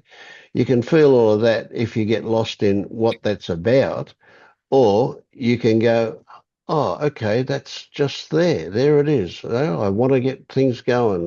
Really want to move faster. I'm feeling like things are not happening as much as I want them to happen. right? So that what there is not a desire. Well, I mean, there might be a background desire to have them not there, but I'm saying don't even try to get rid of them. Just accept that they're there and that what they are is not something that compels you to get lost in. It's not something that compels you to act out the consequences of. It is just something like, it's like, okay, right at the moment, today's been a bit cloudy and we've had some rain. Now, I could stand at the door and I could say, I don't want this, I want the sun. That's a bit crazy, isn't it? Or I can go, there it is. It's just, that's just the way it is. I don't feel this way or that way about it. Now, when you're saying, I'm aware that I want things to go faster, and then I react to that with frustration and anger and whatever comes up as a result of reacting to that, isn't that the same as standing at the door shouting at the weather? Rain, go Yeah. away. Yeah, I'm not mad at the fact that I want things to go faster. It's more like I just wish I knew. I feel like indecision or lack of clarity or kind of stuckness, or like I'm neither here nor there. I'm neither taking more action nor fully relaxing. Like I'm kind of, I feel a bit stuck both Mm, on the yeah, human level and on the awakening level. Like I'm like, oh, yeah, should I try more things, and which things should I try? And like, people have mentioned some more courses to take or whatever, or people are talking about different yeah. There's meetings or that. There's that. meditations Well, or every seeker goes through that. The next course, the next talk, the next video, the next guru, the next whatever might do it. That's something we go through. And it's not that it's like saying people who are awake have no are no longer seeking, and some people will take that to mean if I stop seeking, I'll be awake. And it's not true. mm, One is a consequence of the other, not the cause of anything. So the same thing with you. It's just a case of seeing that, okay, those things are there. That's it. Well, we're not gonna feel good or bad or anything else about it. They're just there. That's it. Now, here's an interesting one that acceptance of the fact that they're just there is a portal, is a doorway in for you. And whatever you are reacting to the content of those ideas, or those whatever they are, feelings, you can't see that doorway. You can't possibly even know that there is a doorway because you're carried away by reacting to those feelings. Now, do you, and it sounds like I'm saying, and this is a big thing with this, it sounds like I'm saying, don't do it, but I'm not, because I know you can't help whether that happens or not. I know it's quite clear. There's no question in my mind that what turns up for you isn't there by choice. It's not there because you want it to be there or don't want it to be there. It's just there. And I don't even know what it is. We can talk about it, but not only do I not know what it actually is, you don't either. You only know some surface characteristics of it. So but I think I lost you when you're yeah. saying characteristics of it. What are you talking about? It? And also, I thought you were saying I should keep seeking and maybe I should be trying harder because stopping seeking doesn't wake you up. So I'm like, oh, okay. So I should be doing more of the stuff. Well, what I'm saying is that you can't control what you do. You think, you should be seeking, You can't control that. You think you shouldn't be seeking, you can't control that. That's that's that's just something that's there. Either you're seeking or not, you're watching a video or not, you're reading a book or not. That's it. It doesn't matter. And it's irrelevant to waking up what you do. So if you feel inclined to seek or find a new guru or watch a new video or read a new book, fine. It's neither here nor there. But is it neither here nor there? Because people Yes, seem to have done something and then they wake up. it seems that way. As a seeker, that certainly seems to be the case. So Because, every seeker is going to see that somebody who's woken up was this way before they woken up, and now they're that way, and they can only imagine what that way is, right? And they're going to say, so that's what they did, therefore that's the cause of waking up. Well, what I'm telling you is that that's rubbish. It's not the case. but They as we didn't. said, people who don't do anything, they don't wake up either. It seems like people who do stuff and Yeah, experiment. okay. So that comes back to a basic thing. Can you choose or not choose, or choose not to be a seeker? I don't think so. You're a seeker or you're not a seeker. That's it. You don't choose that. We imagine that everybody chooses their occupation, but they don't. They fall into it. Circumstances decide. People choose to be a musician. They don't. They become a musician or not. Right? People choose. Nobody chooses anything. They only think they do. I was also going to And point I out some get that they're people just just wake up. words. Some people wake up spontaneously. That's right. But if you look back, you'll see a whole lot of characteristics or circumstances that probably were involved. But to say that they caused it, that's not right. People wake up when they're ready to. Now, how do you know when you're ready? You don't. So relax and wait. It'll happen or not. But one of the things that I would say is, and it's my interpretation, so I'm not saying it's a fact, but my interpretation is that those people who really, really want it are much more likely to get it than those who couldn't care less.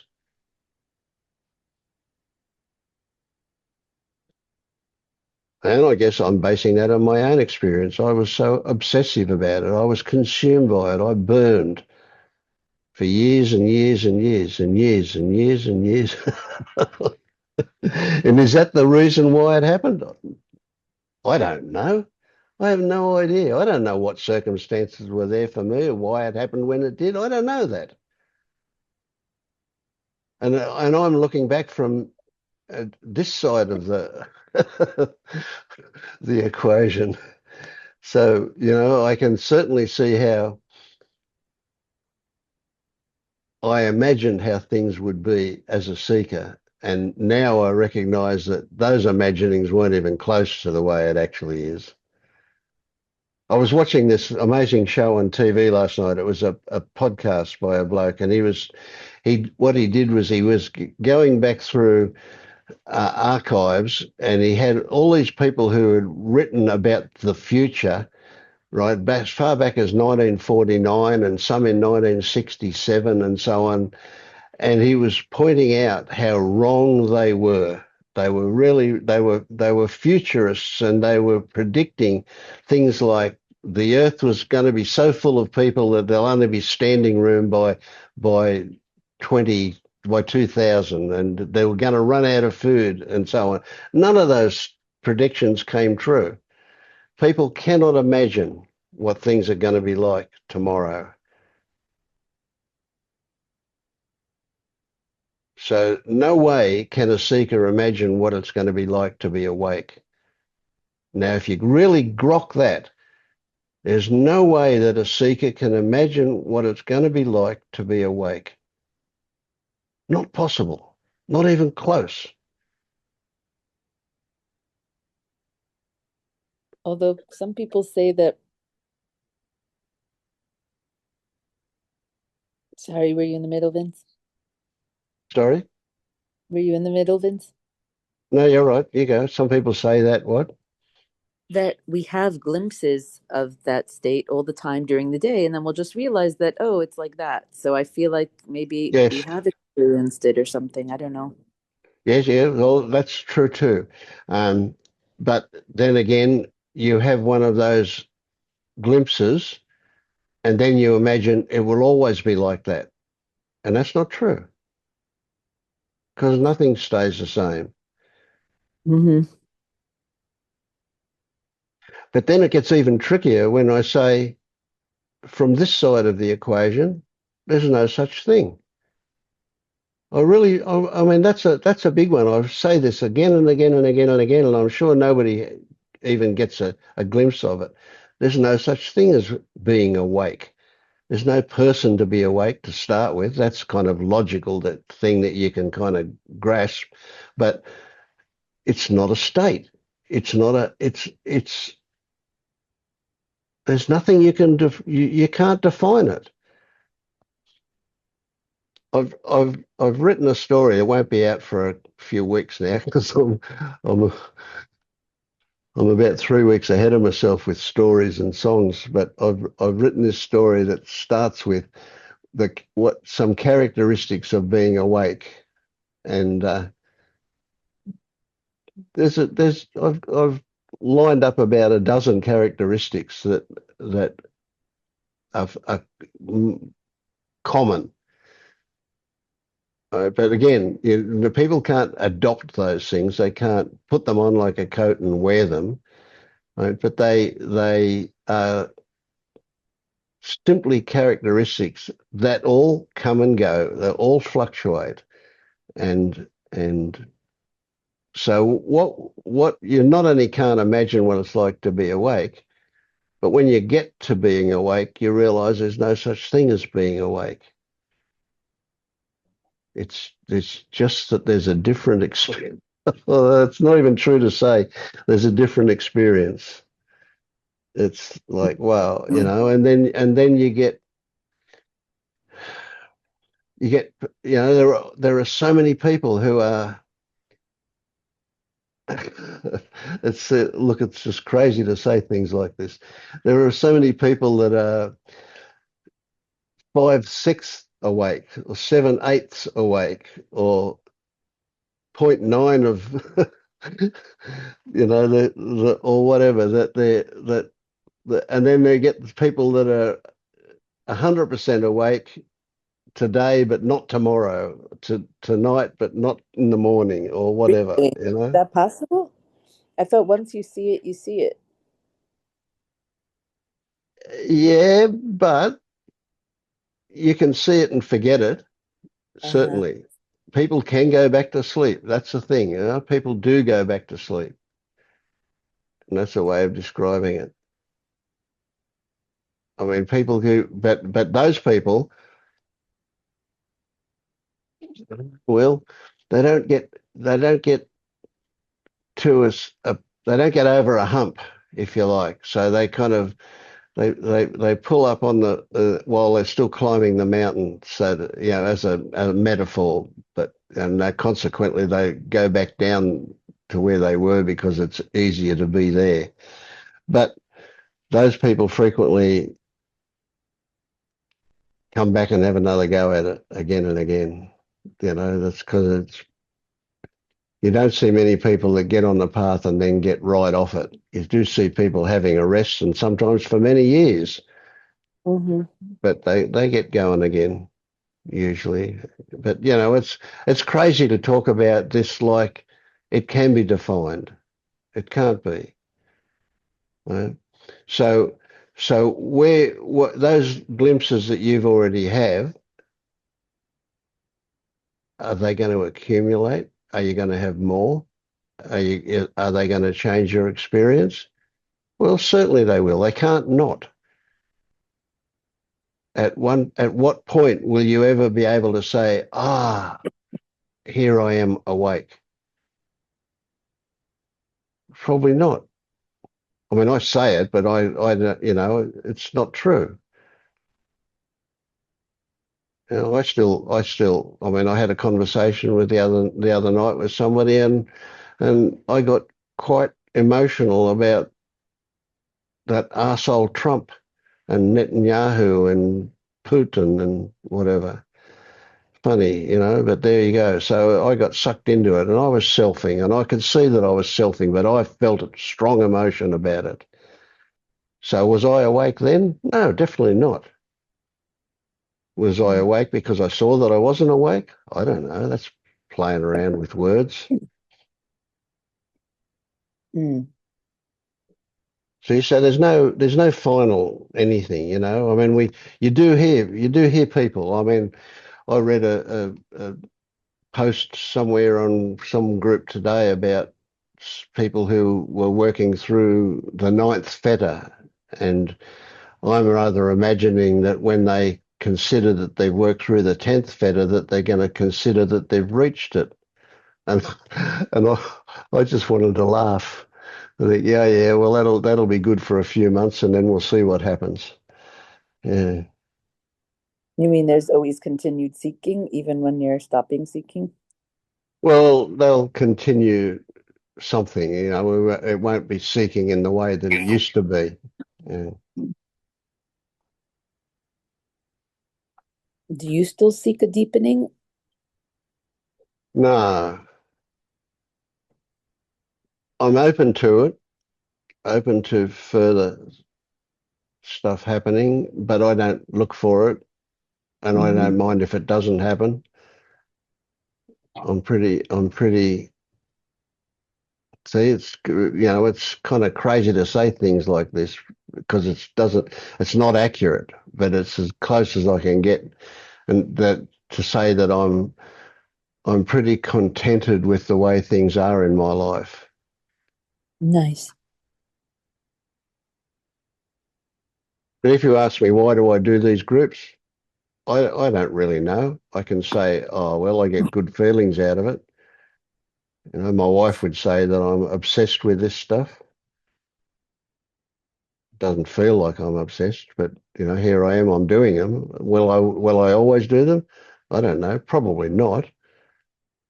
But I kind of can't imagine not doing them. When I think about not doing them, I kind of have a feeling of something's missing. It feels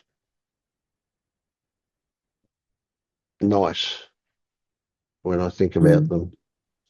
Yeah. Mm. But you So see, I I guess, don't choose. It just happens. mm,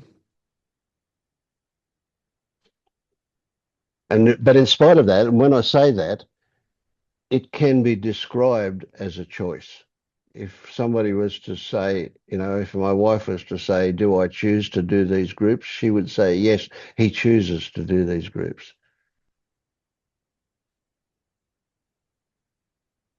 So it's like, and that's a legitimate description from the way she sees things.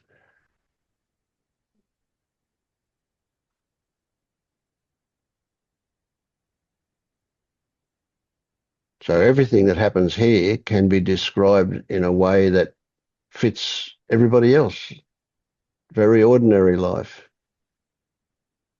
Or I can describe it from an awake perspective. Okay, that's hilarious when I think about that. Saying that. Because it's bullshit.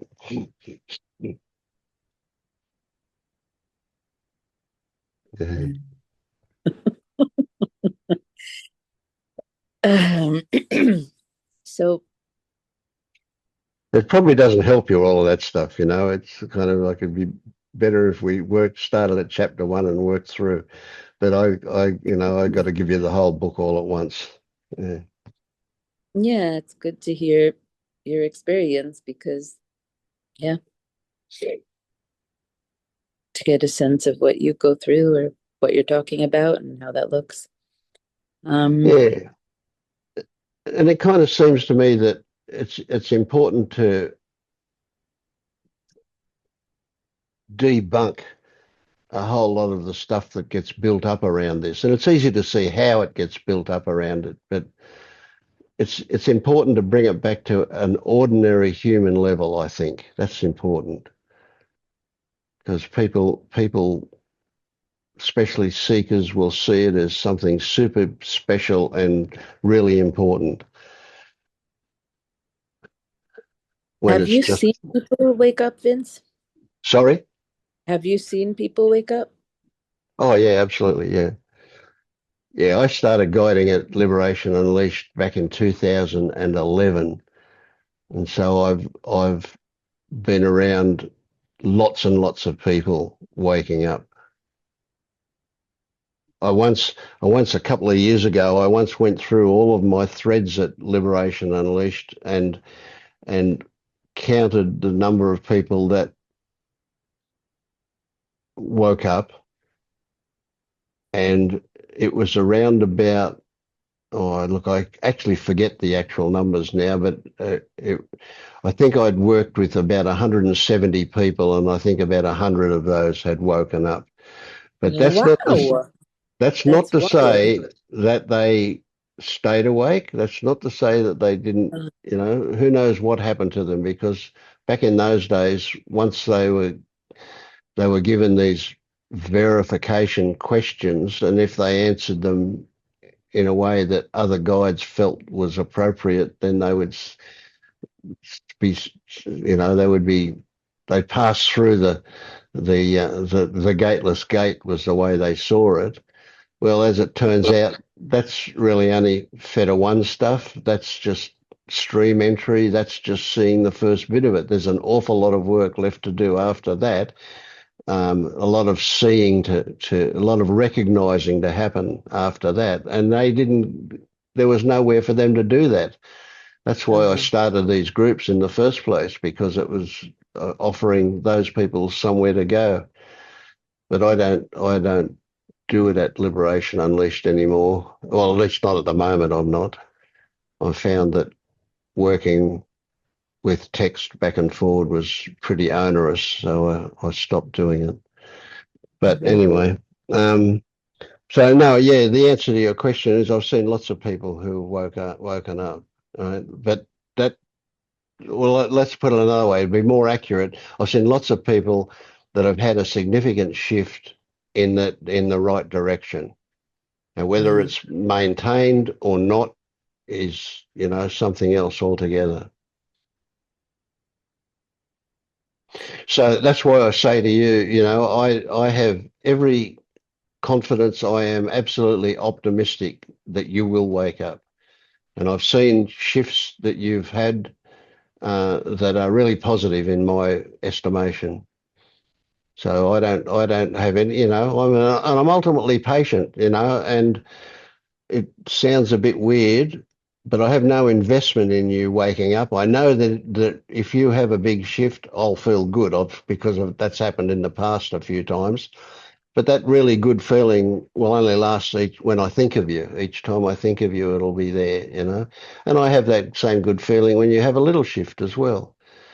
So, what, but if you don't wake up, so be it. It's just the way it is. Some do and some don't. Mhm. But you're persistent. You're here all the time, been doing it for a long time. And so you've got all of the characteristics for success. I guess that's where I'm feeling stuck because I'm feeling like I'm not taking enough action. And you know what Well, I you're, mean? you're learning not to take action. That's good. Yeah, I do. Look, I do know what you mean, and I do get it. Like that is an insidious conditioning, isn't it? That yeah, we have to get somewhere by effort. We have to put in the hard yards in order to reach a goal. Yeah. And, I can see from my perspective, I can see as clear as day that that's you just barreling down the wrong path, down this mountainside, going down the wrong way. Instead of climbing up the mountain, you're heading back down the mountain. Yeah. You mean Every like time. taking taking on a They, practice or reading or experimenting or meditating, that would be going on no, a long time. no, not those things in themselves. The effort or the illusion that work is going to bring about success.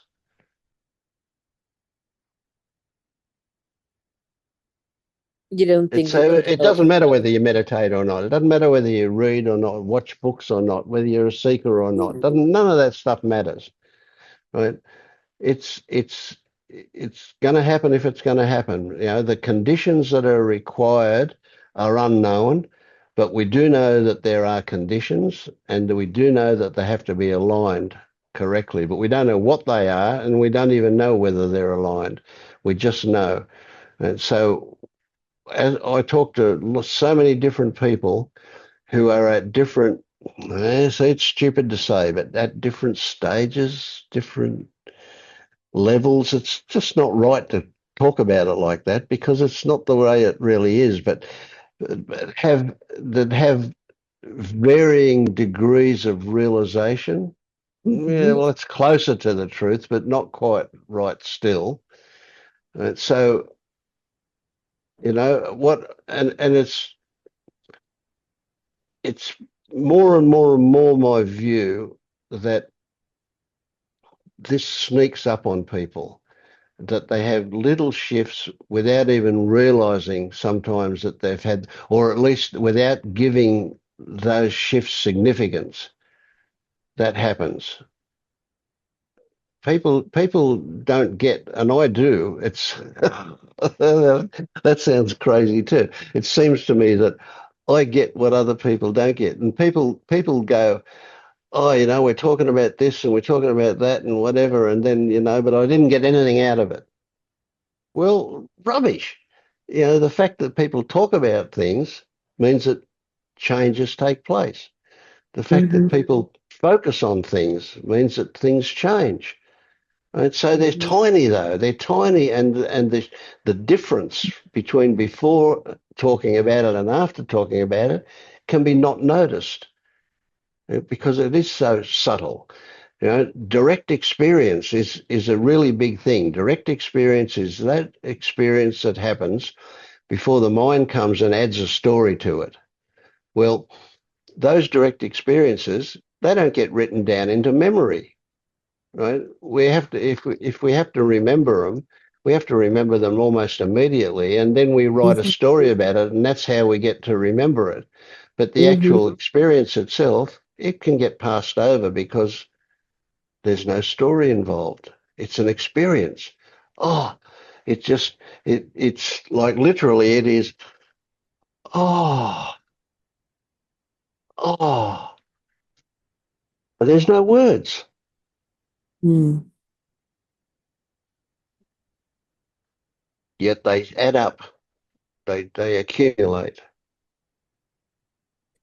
Yeah, I definitely see that.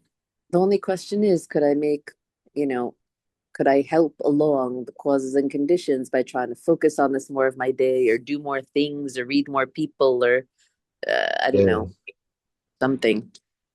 yeah, Or is that going up the wrong tree and, just going yeah, about my yeah. life and occasionally thinking about something? Is that more the way to go? So yeah. Well, it's not that's a bit that's you present a binary possibilities there, and neither are true. Right? So working hard at it, that not working hard at it doesn't mean not doing it at all. Right? Mm-hmm. What I'm saying is it doesn't matter whether you work hard or not. But if you work hard and recognize that working hard is an attempt to get somewhere, and the crazy thing is, you don't know where you're trying to get. You only imagine what that is. Mm-hmm. So you know, how can you know which is the right path to go up? I can tell you which are the wrong paths, but I can't really tell you which is the right path. Mm-hmm. So what I'm saying is, don't worry about it. Go up any path at all. They will all take you to where even the wrong paths heading back in the opposite direction, right? Go down that far enough, and you're going to loop around and come back and be in the right place. It doesn't matter. There is no wrong path, really. Or I could waste my whole life on the wrong path. Well,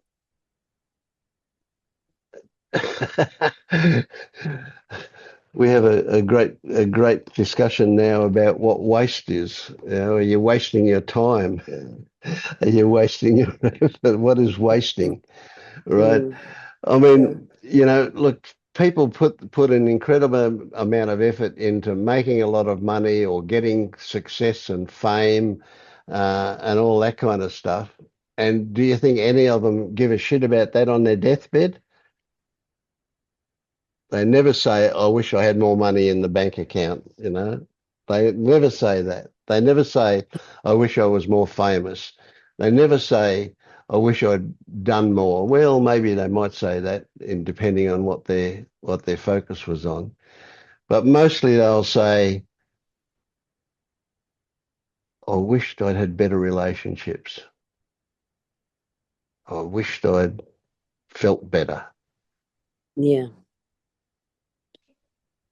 So the idea, you've seen it. There's a kind of almost a hippie version of something that says, um, don't buy things, buy experiences.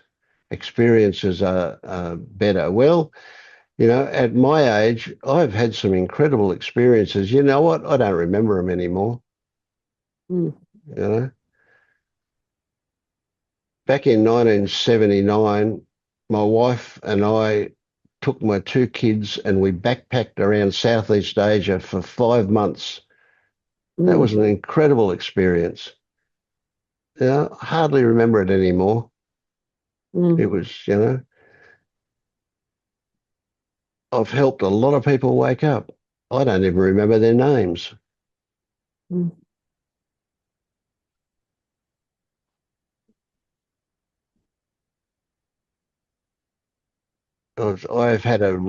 My life has been so interesting that I could write a book about it. I could, and it would be an enjoyable read if I did do it. Not that I'm going to, I'm not.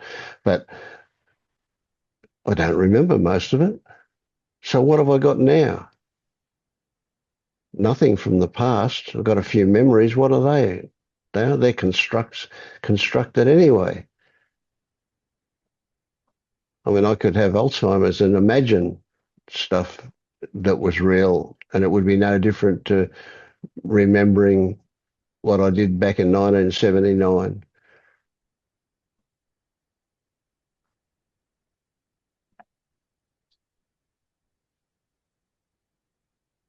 So it's interesting, isn't it? The idea of wasting your life. Yeah, that's a crazy one. I You're guess gonna, it's like yeah, it's getting somewhere. In other words, one of the things. So, in other words, I guess I'm looking for peace or contentment or clarity or to stop driving myself crazy. In other words, some kind of okayness with yeah, whatever it yeah. is. Does it mean I have to wake up? Not necessarily. Does it mean I can keep seeking and having little glimpses of things that reduce suffering? Yes. In other words, Well, just want to be something. And also, there is still a desire to, get somewhere on a physical level, whether it's maybe getting married or moving to a place without construction. In other words, having more stability, something more, a life that is not so chaotic on my system or different friends or work. In other words, to have more of a routine and good stuff around me and kind of feel settled and okay and that things are working within themselves and not so much of struggle and indecision all the time and wondering, like, to reach some sort yeah, of yeah. That's a something. promise you give yourself. That's a big promise you give yourself. I guarantee that I could move you into paradise, and within a certain period of time, you would be as discontented with that as you are now. Not because of the circumstances, just because of the way you relate to what's going on around you is something you'll take with you to paradise. You really think so? Yeah,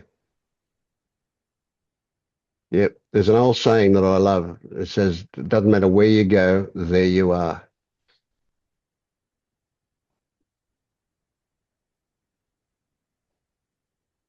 So you think that it's your circumstances that have made life so miserable for you, but it's not. No, I definitely know it's my thoughts and attitudes and relationships have to do with it. Mm. Yeah. But So there you go. There's a shift that's occurred but already. not That's fully. great. But not fully. In other words, I used to only blame my internal self for Yeah. everything. Say, what's wrong with you? Why aren't you happy? Why aren't you content? Everything is fine. You have a roof over your head, you're good. Like, but on the other hand, you did say to me once something about like Nisargadatta was irate because he had chronic pain or something. So I think maybe he wouldn't be irate if he didn't have chronic pain. And that is not about his, like, are you saying that his perspective was off or circumstances were off? So I don't know. Yeah. I don't know. I think I said that he was a cranky looking bugger. Um, and he frequently um had a tirade about people doing things. But that, I don't know that that's because why that's the case. But I would say it's his personality, more than anything. I don't know that he was responding to being in pain. Hi, Jack. Thanks, Jack.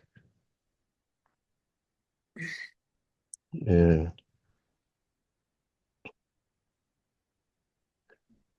And of course, it's reasonable to say, that I can I can I can be contented because I live a privileged life, and I do live a privileged life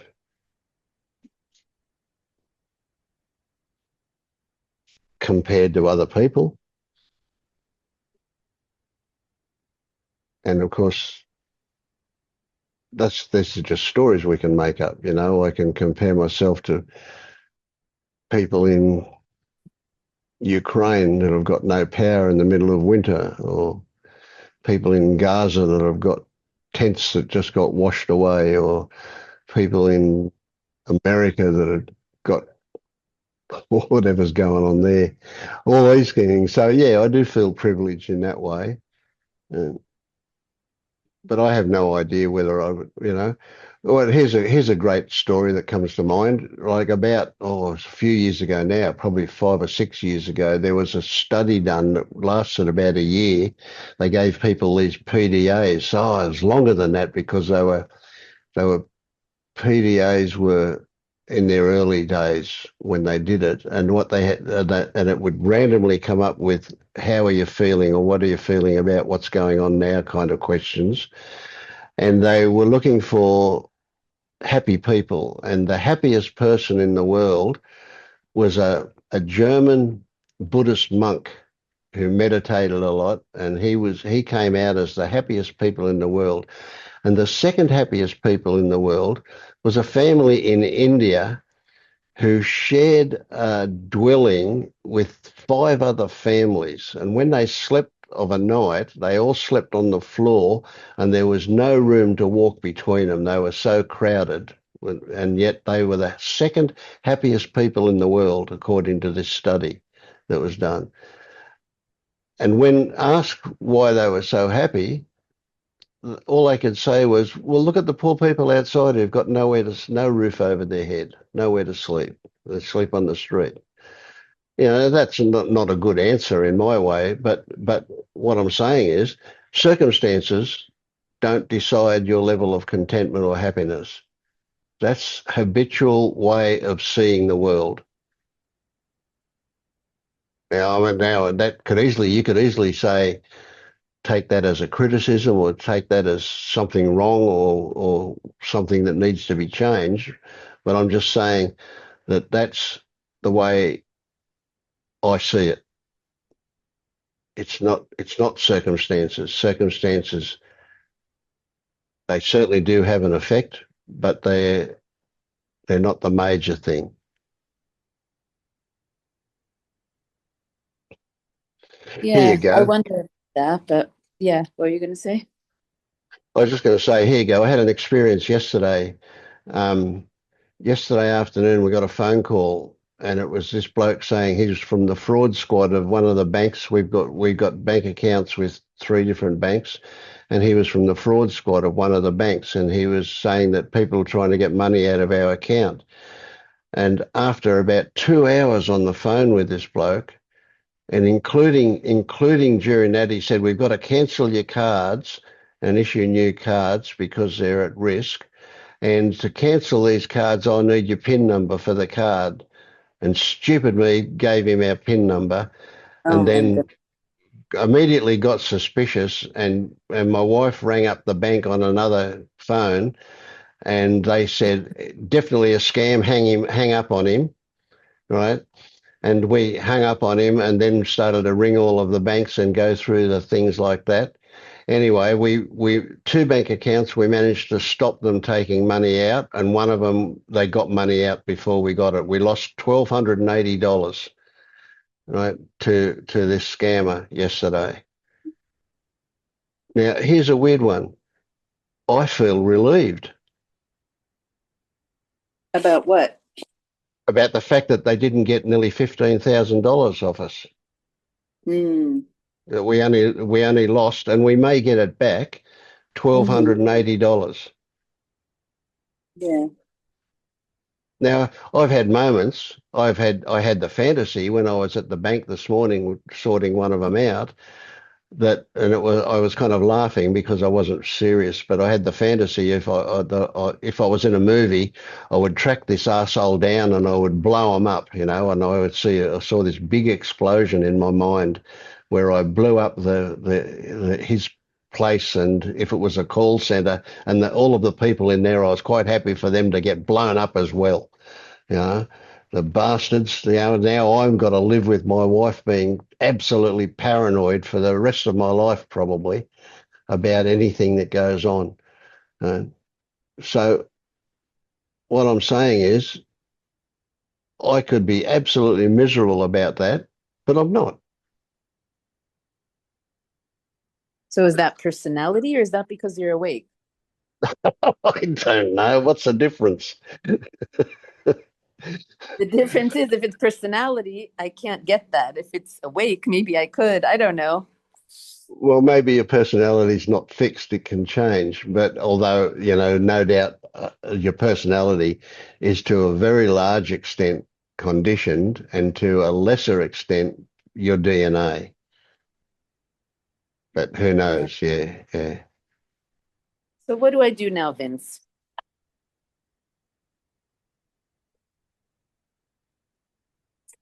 What would you suggest?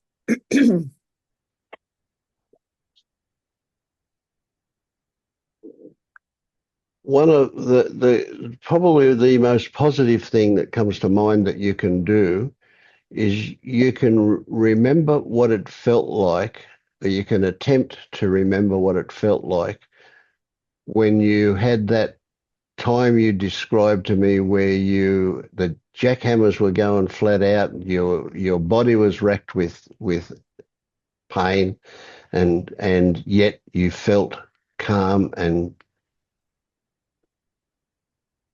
contented. I don't know if that's the right word, but you felt something that was really good. Now that's an experience that will fade if you don't remember it, and by remembering it, you will actually regenerate some of that feeling, and with that will come a mental approach to things as well. Mm-hmm. Uh, But all of this stuff that we've been talking about, all of these experiences that I'm telling you about, and so on and so on, all of that stuff, that will all have an effect as well. Right? You don't need to worry about it. You don't have to remember it. You don't have to write it down. You don't have to whatever. I mean, you might get value in rewatching some of the video or re-listening to some of the video. But essentially, if you can, right, what I said to you once before is when you have one of those experiences, it's really valuable for you to identify a feeling that comes along with that, and remember that feeling. And then when Mhm. every time you remember it, you will regenerate that feeling. And that's like coming at it from the bottom up rather than the top Mhm. down. And so Mhm. that remembering that feeling and having that feeling will actually change your thought patterns as well. And so you'll find that's a really, really positive thing. That will accelerate. Now I feel really strong and positive about that will accelerate things more than anything. Working hard at it won't accelerate it, Mhm. but doing Mhm. that, bringing that back to memory and looking for that feeling, and if you can do that, as soon as you've got that, you go, ah. See, when I say to do that, oh, I just have this feeling that overtakes my body. It's just beautiful feeling of just I don't want to say the word bliss, but it is a blissful feeling. It is a lovely feeling of it's smooth and sweet and and it takes me to tears of appreciation and feeling of love. Oh God. Yeah. So, I think yeah. that's a really great reminder. Thank you. And I think some of what prevents me from doing, I'm like, why wouldn't I do that? Why do I keep going back to like negative experiences and trying to understand them? And like, I think it's because I'm afraid that if I sink into a little bit of okayness, I'll lose my drive to actually awaken or actually do well in life. Like, you know Right. what I You mean? I'm won't. afraid to, Yeah. I'm like, I want to have a momentary bliss. I want to, get to lasting bliss. I don't want to like just be slightly okay. I want to like, you know what Yeah, I yeah, mean? yeah. I Fear that get I'll that. just Yeah. rest Well, in you semi. won't. See what'll happen is that you'll get that feeling of bliss and you'll just sink into that and it will just be really, really lovely. And then you'll be energized. Something will happen and you'll find yourself getting up and doing something. You won't get lost in it. You won't lose your drive. You definitely won't lose your drive. You might lose drive for some things, right? But those things were probably unproductive or Mhm. maladaptive, What you'll find is that you'll have more energy. You can't believe how much of your energy gets consumed by stress and worry. Mm-hmm. It's Yeah. huge, absolutely Yeah. huge. Yeah. Indecision, stress, worry, for Yeah. sure. Yep. I'm just afraid that without that, I won't have fuel, but you're saying I will. So, Oh, you definitely will. Yeah, yeah, yeah. And it may not come straight away. It may take a while for that things to happen for readjustment, if you like. But you might find it's like when you go on holidays. Like just imagine have an imaginary scenario when you go on holidays, and when you arrive at your destination for a holiday, you just go, oh, I just want to do absolutely nothing. I just want to lounge around and do nothing. But do that for a day or two, and next thing you go, well, let's have an adventure. Let's go looking at something. Let's climate first. yeah, that's right. You just things don't stay the same all the time. Mm-hmm. No, you definitely will not lose your drive. Right. So some people will get into a nihilistic state where they'll say, "Oh, nothing matters. It doesn't matter anymore." Well, those people have just arrived on some kind of a plateau that's only partially there. They'll get moving again too. Yeah, Mm-hmm. but that's not. No, and all of the people that I've worked with that have woken up, I've gee, I can't actually remember any of them getting lost into a nihilistic state, but I have heard of people that have done that. Right. Mm-hmm. So yeah, certainly meaning and purpose are created. But to say that there is no meaning or no purpose in life is kind of right, but it's also kind of wrong. So when you recognize that all of the meaning that you ever used to believe was there is created and is in fact imposed, false, it's Mhm. fake, once that happens, it doesn't mean that life is meaningless. What it means is you discover a deeper meaning. You discover something that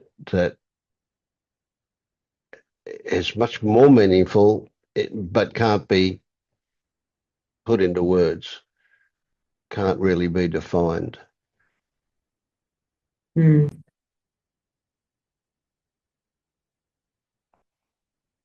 I mean, this is the problem. Of course, we've only got words to talk about with this stuff, and really, it's it's it's beyond words. If you ask me what it's like, I have to say, oh,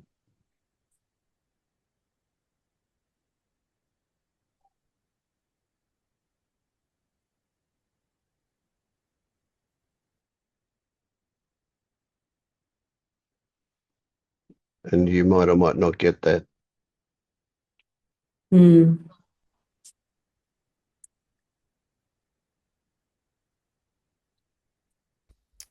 Yes, I Um, hear you.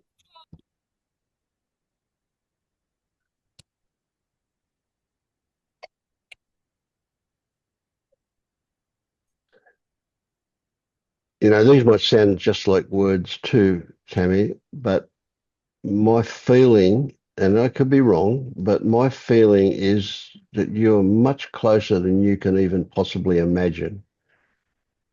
And kind of close is a really weird concept as well. It's not true either, but but it'll do for what I mean, you know. Mm. Thanks. I really hope so. Mm. can I pop in? Yes, of course. I Yeah. just, yeah, I think this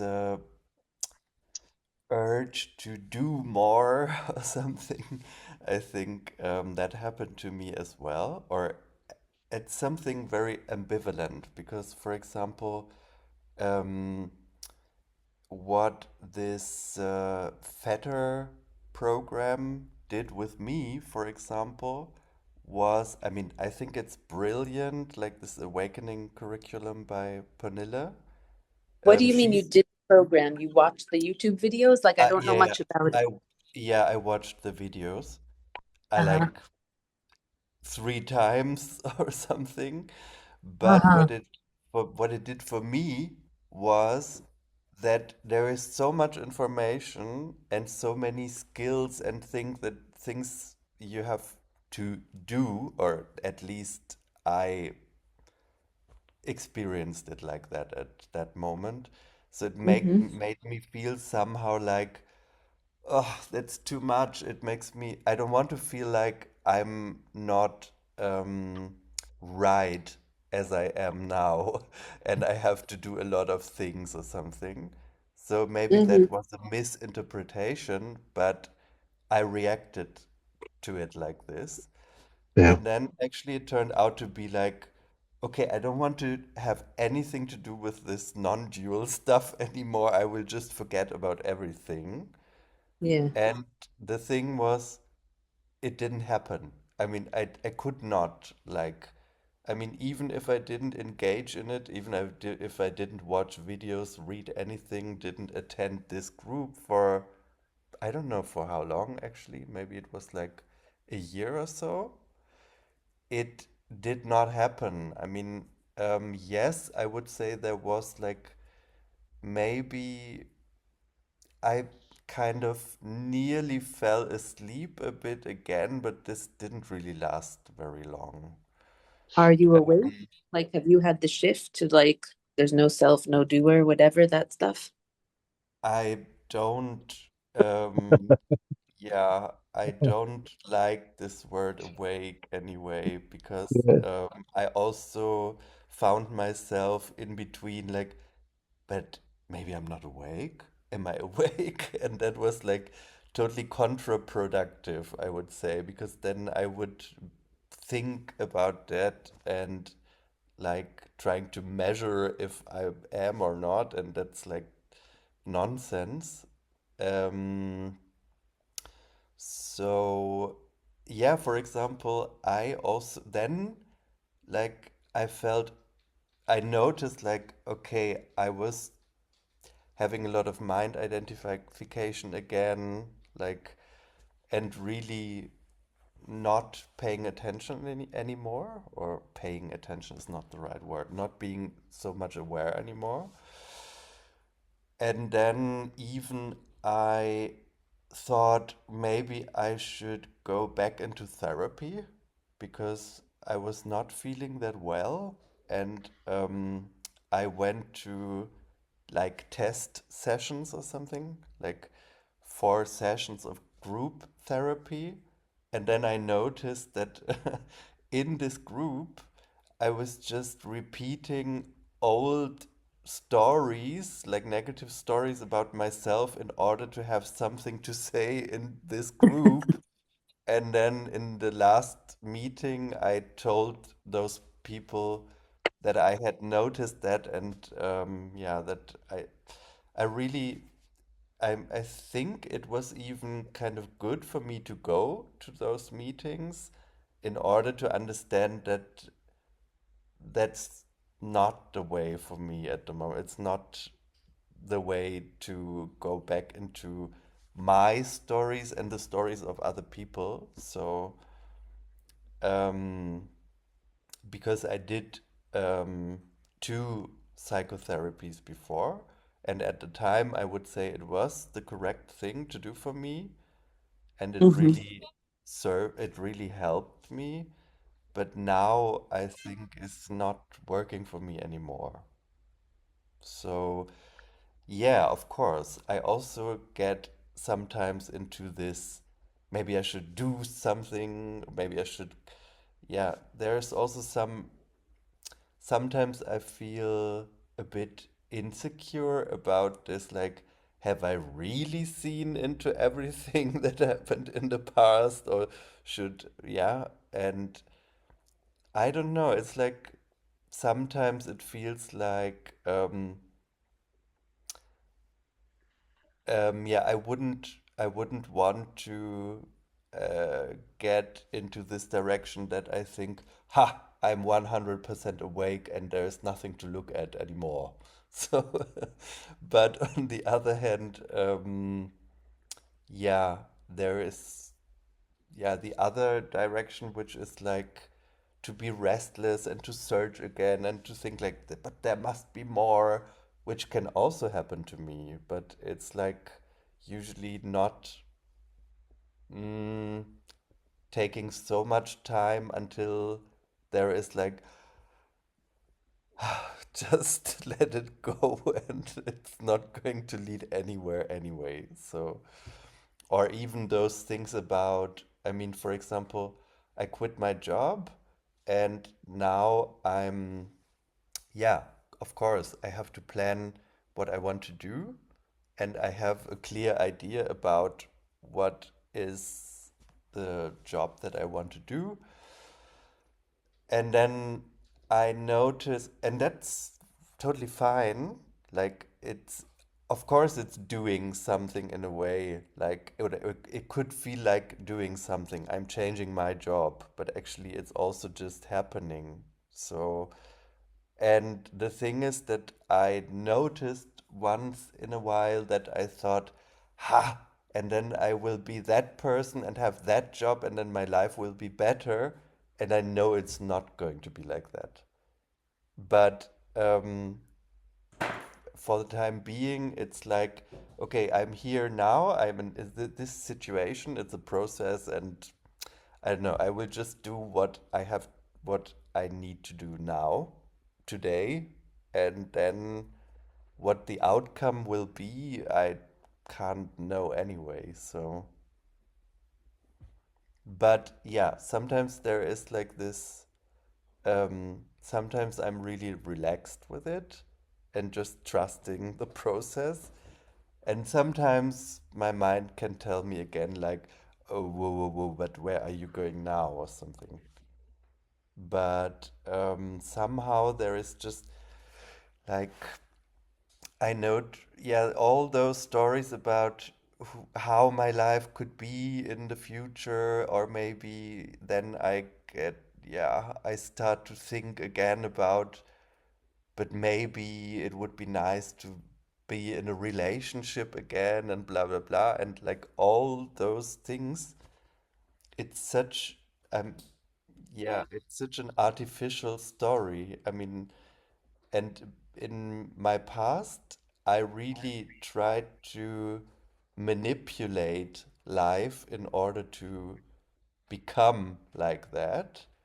And that caused like so much suffering for me and other people, and like also took so much of my energy that it's like, and it's not even a choice. It's just like I don't have the the ability to put this energy into this illusionary stuff anymore. So yeah, it's maybe something like, I wanted to compare it to Santa Claus or something. I mean, when you're a child, maybe you believe in Santa Claus and you write wish lists and so on. And I don't know, maybe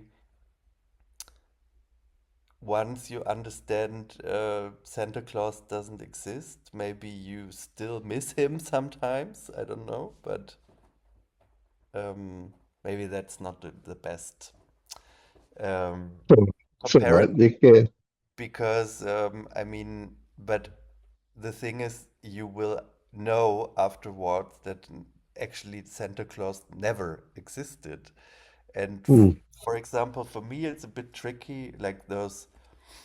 Okay, birthday, for example, I don't celebrate birthdays, but I see other people who think like, oh, this is a special day, and then they, yeah, they really notice like, and he called me or sent me a message and he doesn't, and that means this our friendship is like that, and stuff like that. I'm not. No, I mean, birthday really lost the meaning. Christmas as well, but the only thing that is still tricky is like New Year's Eve.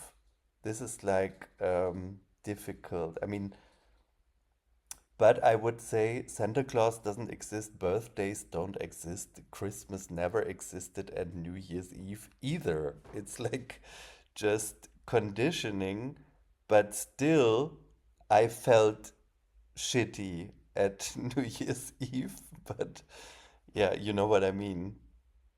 So, and I didn't do anything in order to understand that birthday is not actually something real. So does that mean you're going to tear up all your wish lists, Tammy?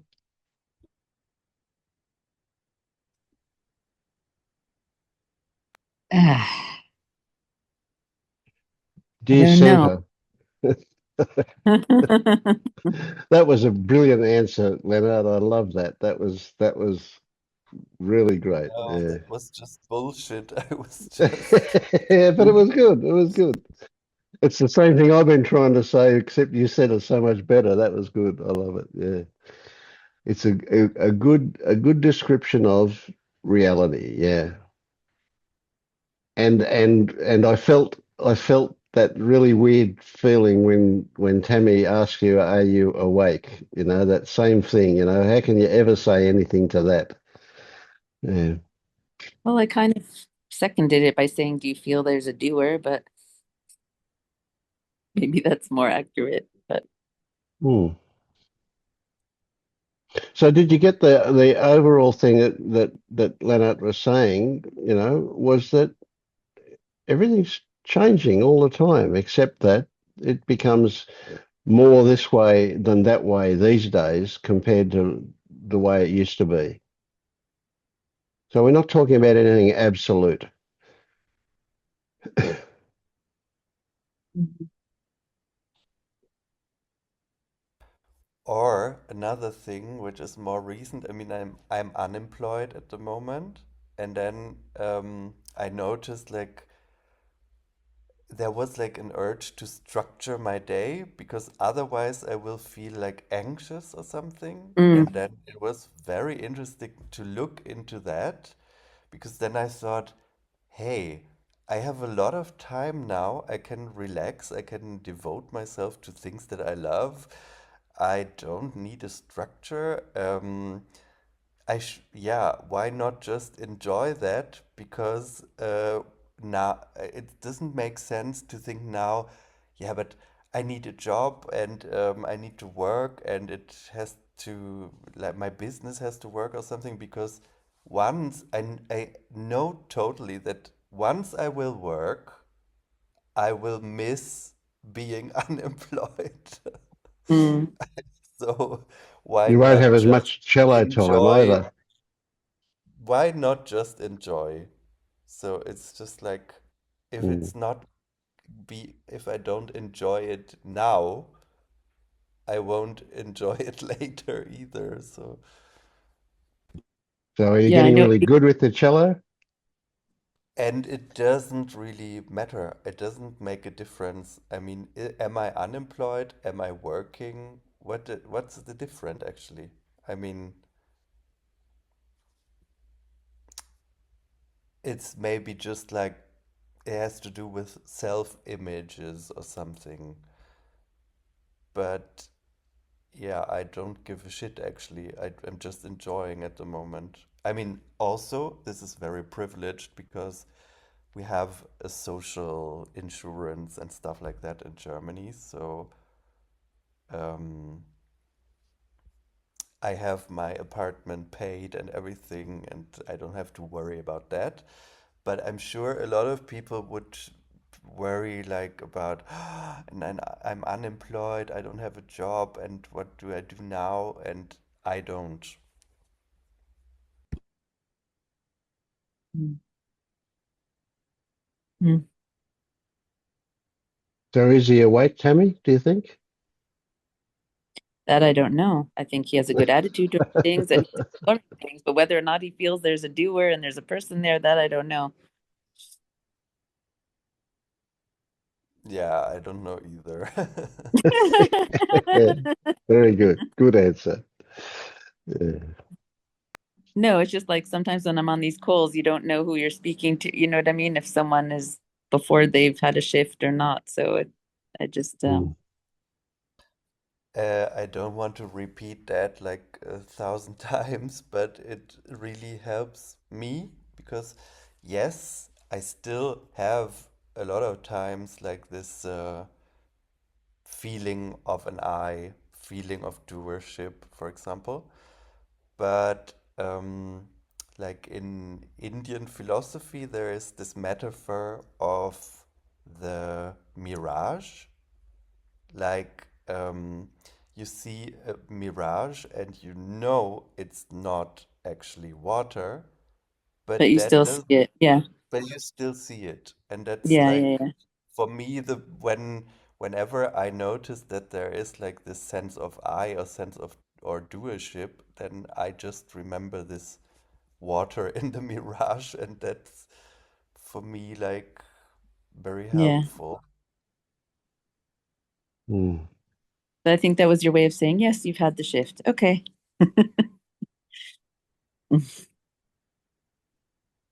But he was also saying it doesn't matter. That's important. That's a big one. It doesn't matter if you've had a shift or not. No, Is that no, just it, well, it doesn't matter what you call it. It's yeah. the experience of life is the experience of life. Mm, With there's no certificate involved. You know, you don't see a certificate on the wall behind him, do you?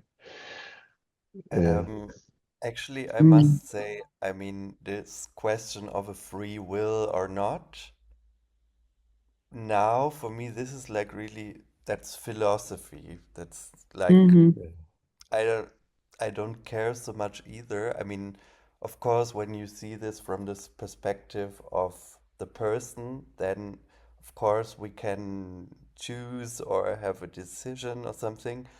But what really makes sense to me is that you can't choose what you want. So your wish or desire is nothing to be chosen by anyone. So, but But your then, action. yeah, what do you mean? But what about your action? Is that chosen? Mm, it, yeah, I don't know. It's philosophy, as I told you. I Mm-hmm. mean, it's a Mm-hmm. mind game. I mean, you Mm-hmm. can look at it from this or that angle, and then you will to come to this or that conclusion. But yeah, I don't know. It for me it doesn't really matter. I mean, maybe it Mm-hmm. feels like a decision, but I guess it's not. But it doesn't, I mean, Yeah. the like coming to this or that conclusion doesn't really change anything for me. I don't know. Mm-hmm.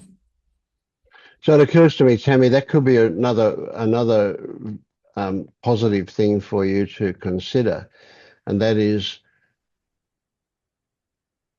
you can describe things, happenings, experiences. You can describe things from this perspective or that perspective. So if you actually did that, all right, so you pretend to describe things, pretend you're Vince or Leonard and describe things from that perspective, and then compare it to how you describe things from the way Tammy would have a year ago described things. And just watch the difference between those two and recognize that they're both just descriptions from a particular perspective. But what the actual experience is not describable, not Mm-hmm. definable. It's something else. Yeah. So there comes a point where, yeah, this is probably, I mean, I really like Lennart's attitude and the way he described that. So this is not really relevant to him, but I have frequently come to the point with people where they've got everything, they've had shifts, but they still don't believe they're awake. And then there's a story that I've written that well, I used to use at Liberation Unleashed a lot, um, and it said that there's you can describe things if you believe you're not awake, you're going to see the world from perspective A. If you believe that you are awake, you're going to see the world from perspective B. Right? Now, the difference is that if you see the world from perspective B, your experience will be different. Right? So it takes a belief. Now, you can't fake it, but you can recognize that there are two ways of describing things from an unawake perspective or an awake perspective.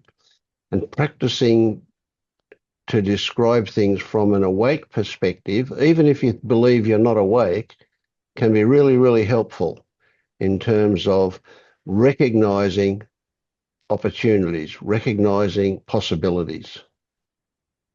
That's another good one for you. So even though you might think you're faking it, just try it. Just try to describe a happening or a set of circumstances the way I might or the way Leonard did from an awake perspective and just see what happens. Mm-hmm. Because it will change. You will have a different experience if you describe it from a so-called awake perspective. And there, I mean, I said that before, there are still like some bad habits that I have or like addictive behaviors that I would really like to get rid of, but it really, yeah, I really noticed like where I am is exactly where I'm supposed to be. So if I like it or not, I mean,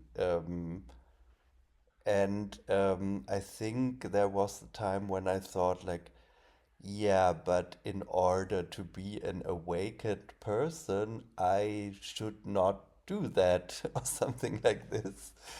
And this is like, yeah, uh,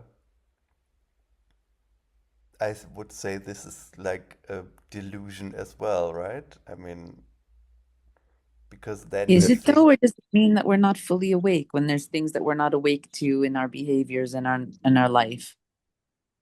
Tammy, you didn't get it. There is no such thing as fully awake.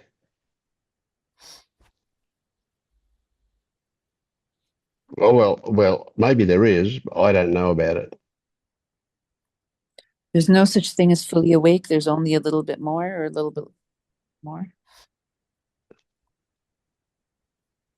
mm, I mean, um, for example, when you have those habits that you dislike, like who dislikes those habits and who doesn't want to get rid of it?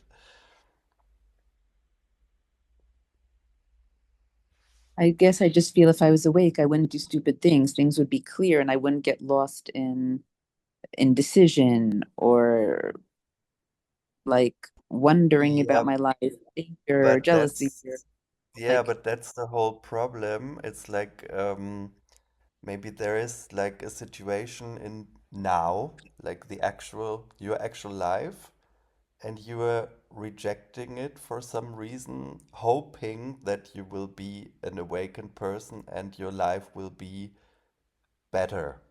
And that's an illusion. I mean, that's um, because then you feel I am here and I'm separated from that which is supposed to happen. And that's also leading you to trying to manipulate things and not like, yeah, how to put it, like just to surrender to how things are happening and I actually like they that. will, Separate from how things are things will supposed to happen happen. as they want True. to anyway and not how you want to. So, Hmm. Even when you're and awake?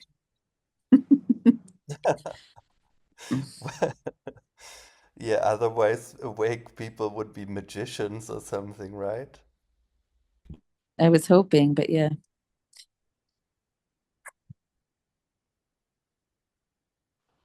yeah.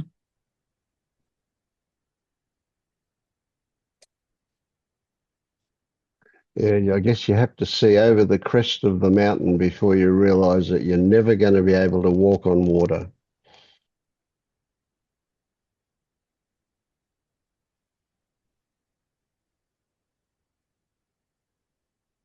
So you might as well be content now. Yeah.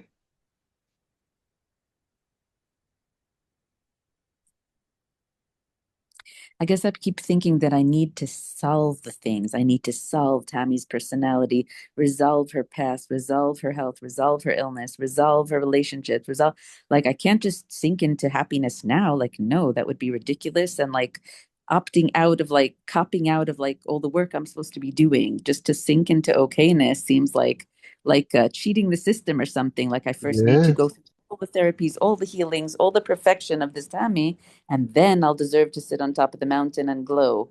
But Yeah. Yeah. Yeah, Actually, that's and a in good that way to way, keep a hold of Tammy. Yeah. yeah, that way you're behaving exactly as an addictive person, addicted person.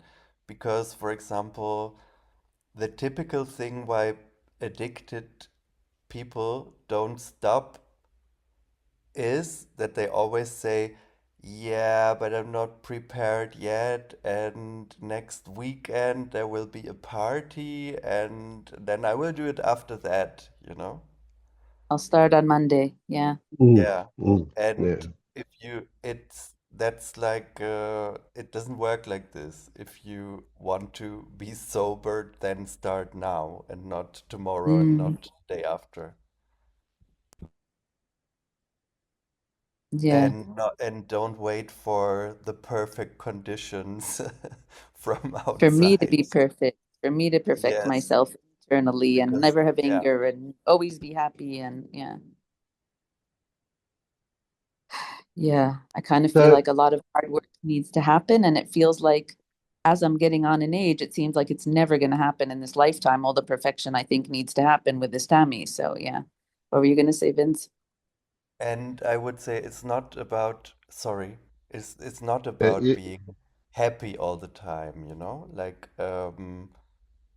I think I told about my New Year's that I Yeah. cried and I felt lonely. Mm, I knew that that was a story. I allowed this story. I just felt this because it's not the feeling that is wrong, you know? There is no wrong feelings. It's just like when you resist this feeling and then maybe you put like a lot of stories on top, then it's going to be, then are suffering.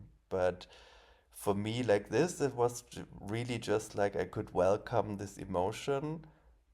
It came and then it went away, and it felt enjoyable actually, because nice. it's just like being alive. I don't know. It reminds me of what I used to think. Like I would, like years ago, I heard this teacher and I was trying to do meditation. And anytime there was any kind of noise, I would be like, "Ugh, you're disrupting the peace."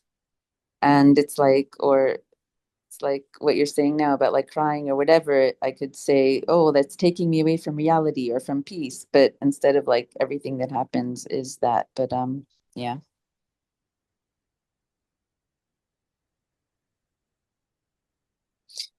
All right. This has been helpful in terms of I just realize all these beliefs I have about what needs to happen before I can allow myself to be at peace. But I still really believe it. I'm like, no, I just want to perfect this Tommy.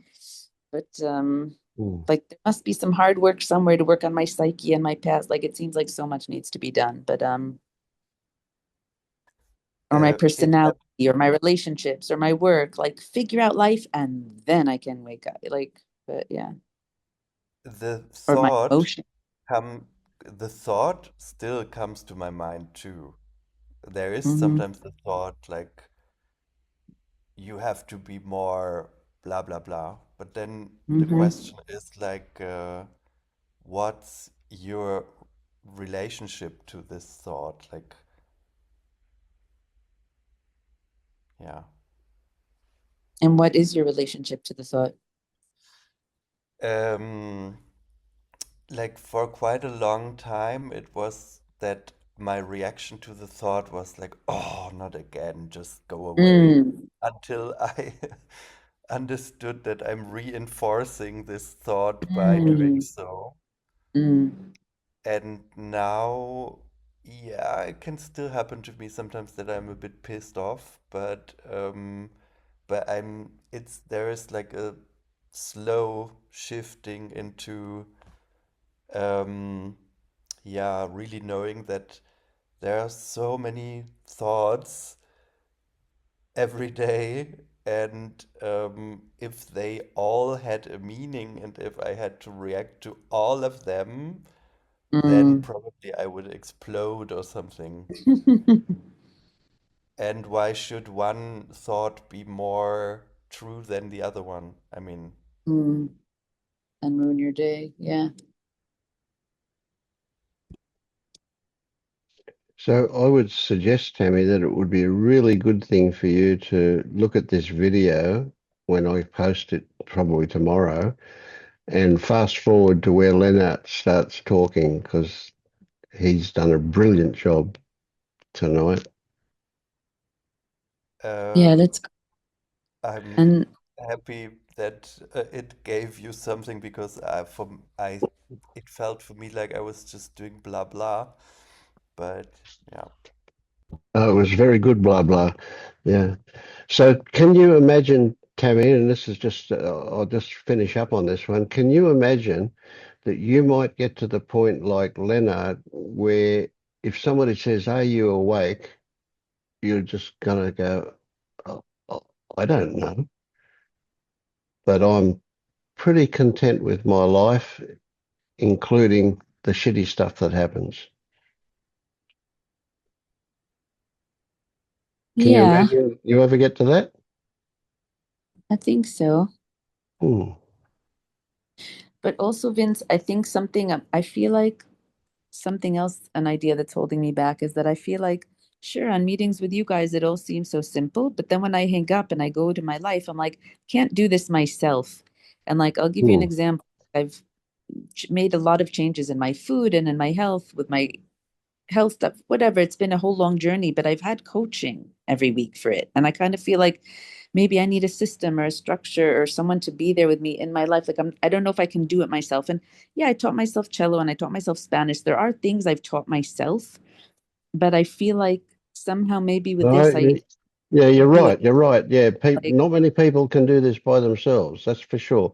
Because we fool mhm, ourselves so easily. That's why you've got me to mhm, confront you, and while Leonard has given you a different perspective on things. And so, yeah, this is good value. Yeah, if you people, I mean, I tried for 45 years to do it by myself. It didn't work. mhm. Mm. Like, is it enough? Like, I don't know. I feel like help. I'm gonna hang up and I'm gonna go back into my like delusions. But all right. I But hope you'll I'll be go okay. back in different because of what you've listened to, Yeah. these discussions will change things for you. Mm. Yeah. All right. Thank you guys so much. This was really lovely. Thank you. All right. Well, I'm going to wind up too. Thank you. Thank you, Leonard. That was brilliant. Love it. Mm. No, thank you, everybody. Mm. All right. Bye, guys. Bye.